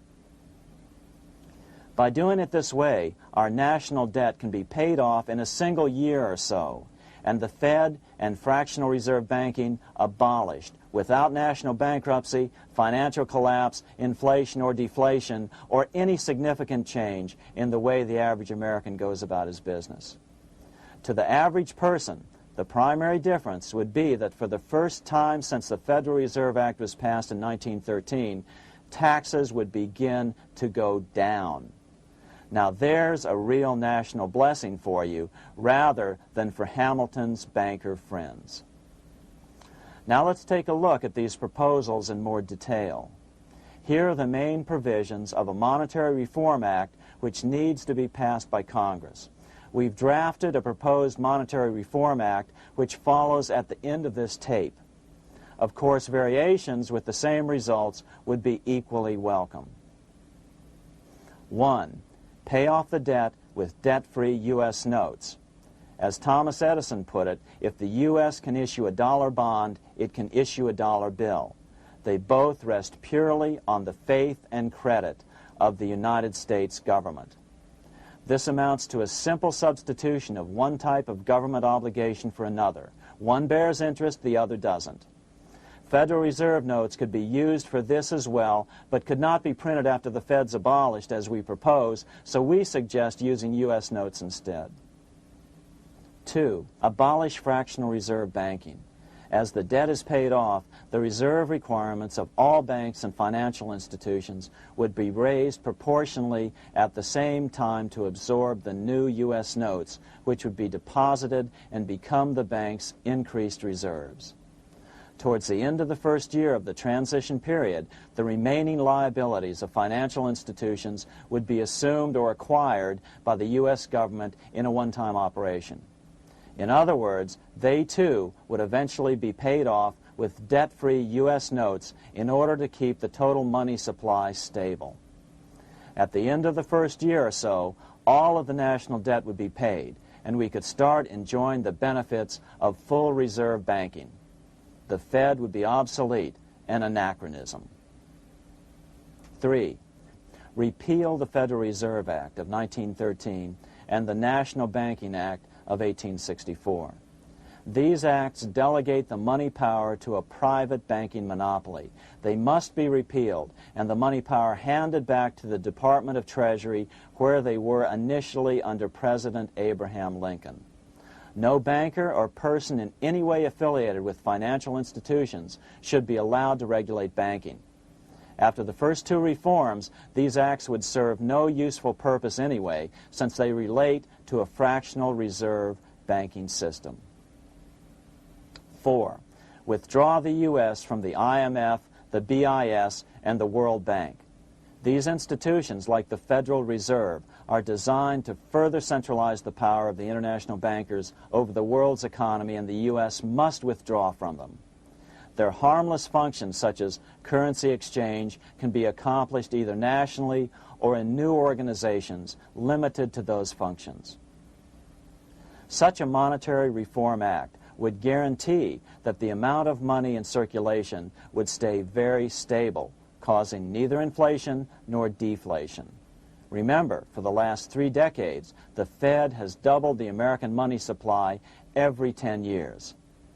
That fact and fractional reserve banking are the real causes of inflation and the reduction in our buying power, a hidden tax. These and other taxes are the real reasons both parents now have to work just to get by. The money supply should increase slowly to keep prices stable, roughly in proportion to population growth, about 3% per year, not at the whim of a group of bankers meeting in secret. In fact, all future decisions on how much money will be in the American economy must be made based on statistics of population growth and the price level index. The new monetary regulators and the Treasury Department, perhaps called the Monetary Committee, would have absolutely no discretion in this matter except in time of declared war. This would ensure a steady, stable money growth of roughly 3% per year, resulting in stable prices and no sharp changes in the money supply. To make certain the process is completely open and honest, all deliberations would be public, not secret, as meetings of the Fed's Board of Governors are today. How do we know this will work? Because these steps remove the 2 major causes of economic instability, the Fed and fractional reserve banking, and the newest one as well, the BIS, Bank of International Settlements. But most importantly, the danger of a severe depression would be eliminated. Let's listen to Milton Friedman on the single cause of severe economic depressions.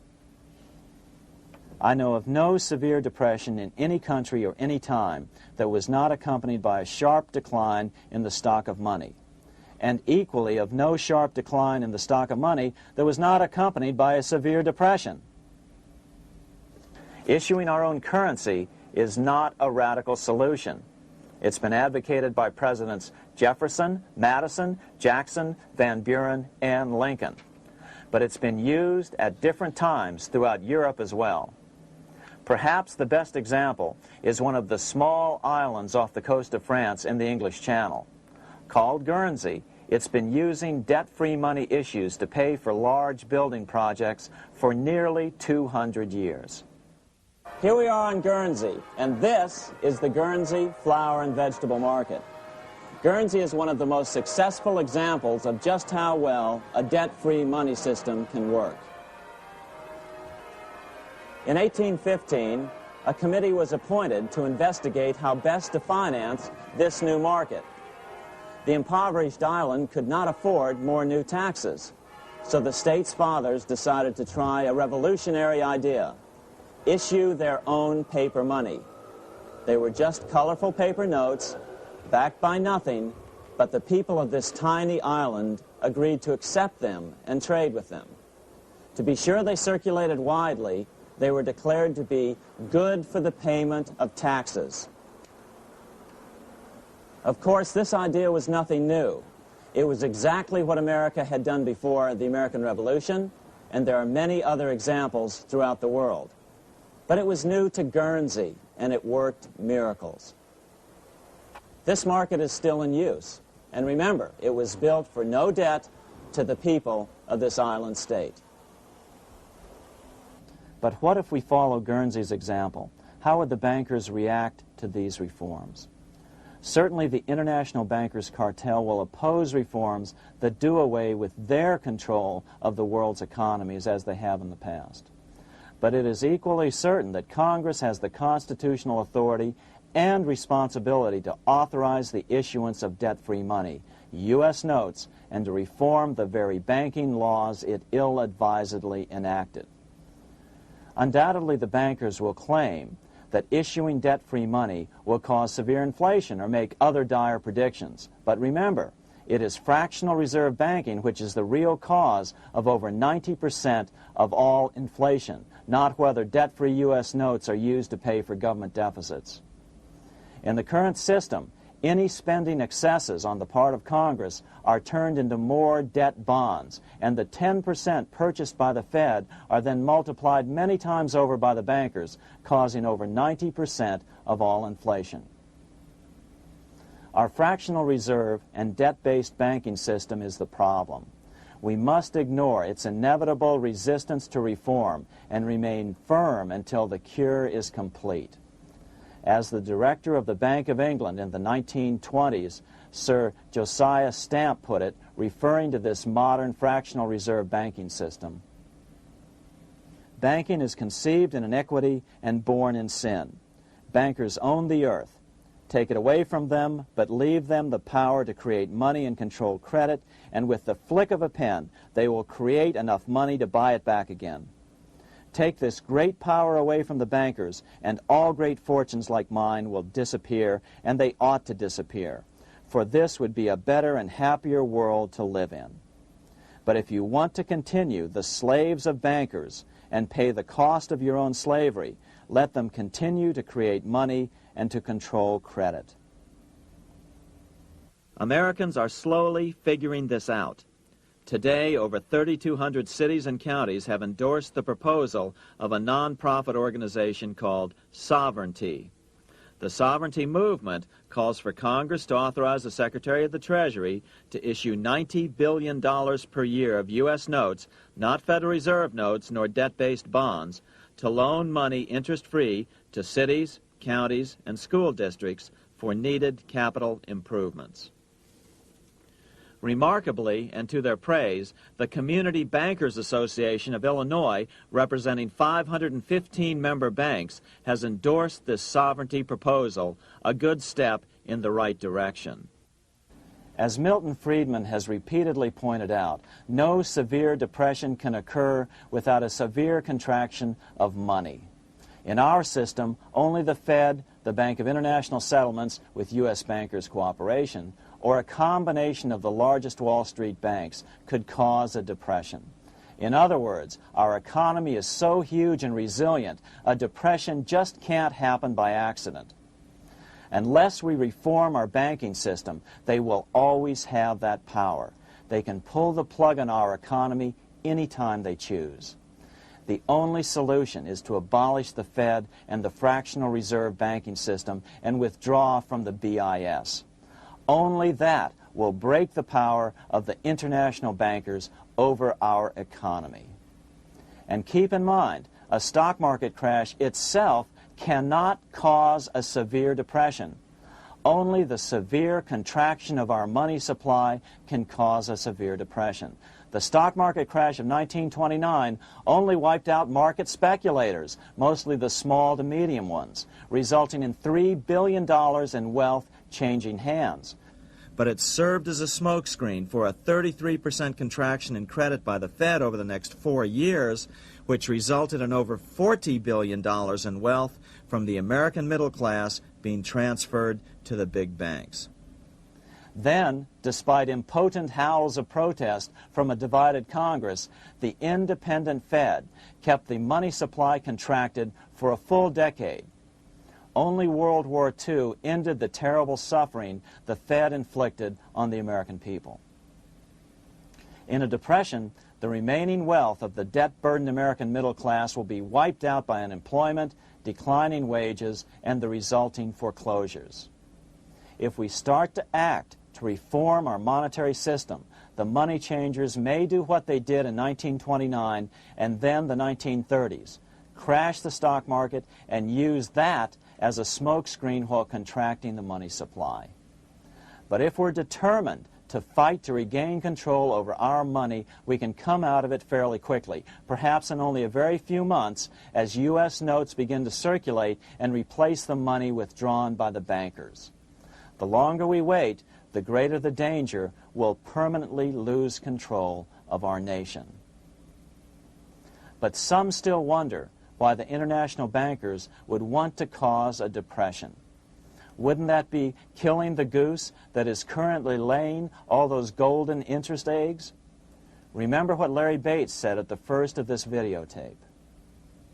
You see, in periods of economic upheaval, in economic crisis, wealth is not destroyed. It is merely transferred.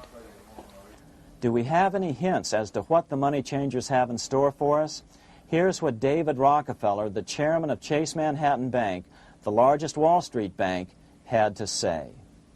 We are on the verge of a global transformation. All we need is the right major crisis and the nation will accept the New World Order. So, crisis is needed to fulfill their plans quickly. The only question is when the crisis will occur.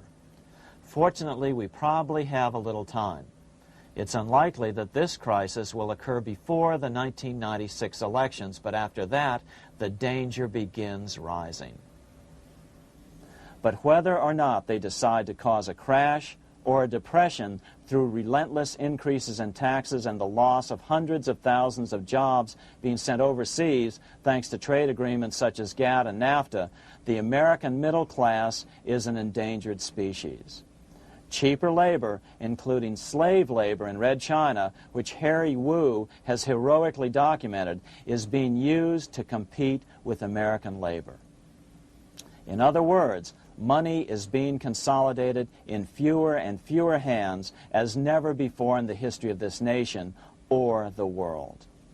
Without reform, the American middle class will soon be extinct, leaving only the very rich few and the very many poor, as has already occurred in most of the world. We've been warned of all this by congressmen, presidents, industrialists, and economists down through the years. Religious leaders, too, have seen the danger. About 1898, during the time of William Jennings Bryan, Pope Leo XIII put it this way. On the one side, there is the party which holds the power because it holds the wealth, which has in its grasp all labor and all trade, which manipulates for its own benefit and its own purposes all the sources of supply, and which is powerfully represented in the councils of state itself. On the other side, there is the needy and powerless multitude, sore and suffering. Rapacious usury, which, although more than once condemned by the Church, is nevertheless under a different form, but with the same guilt, still practiced by avaricious and grasping men, so that a small number of very rich men have been able to lay upon the masses of the poor a yoke little better than slavery itself. More recently, during America's Great Depression, Pope Pius XI spoke of the same problem. In our days, not alone is wealth accumulated, but immense power and despotic economic domination is concentrated in the hands of a few. This power becomes particularly irresistible when exercised by those who, because they hold and control money, are able also to govern credit and determine its allotment. For this reason, supplying, so to speak, the lifeblood to the entire economic body and grasping, as it were, in their hands the very soul of the economy, so that no one dare breathe against their will. Educate your friends. Our country needs a solid group who really understand how our money is manipulated and what the solutions really are. Because if a depression comes, there will be those who call themselves conservatives who will come forward advancing solutions framed by the international bankers. Beware of calls to return to a gold standard. Why? Simple. Because never before has so much gold been so concentrated outside of American hands. And never before has so much gold been in the hands of international governmental bodies such as the World Bank and International Monetary Fund. A gold-backed currency usually brings despair to a nation, and to return to it would certainly be a false solution in our case. Remember, we had a gold-backed currency in 1929 and during the first 4 years of the Great Depression. Likewise, beware of any plans advanced for a regional or world currency. This is the international bankers' Trojan horse.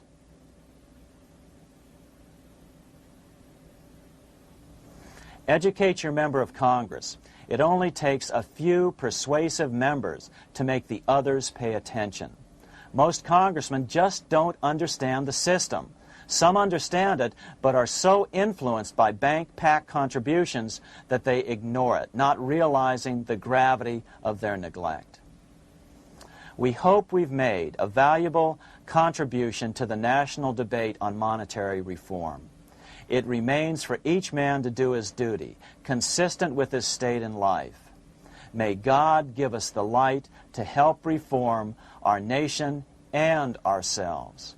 We say ourselves because ultimately vast multitudes of men are going to be driven more and more to desperation by the accumulation of the world's wealth in fewer and fewer hands. Men will tend to become like their oppressors, selfish and greedy. Rather, let's keep in mind during this period of reform a warning not to lose sight of greater things, as Pope Pius XI put it. For what will it profit men that a more prudent distribution and use of riches make it possible for them to gain even the whole world, if thereby they suffer the loss of their own souls? What will it profit to teach them sound principles in economics, if they permit themselves to be so swept away by selfishness, by unbridled and sordid greed, that hearing the commandments of the Lord, they do all things contrary?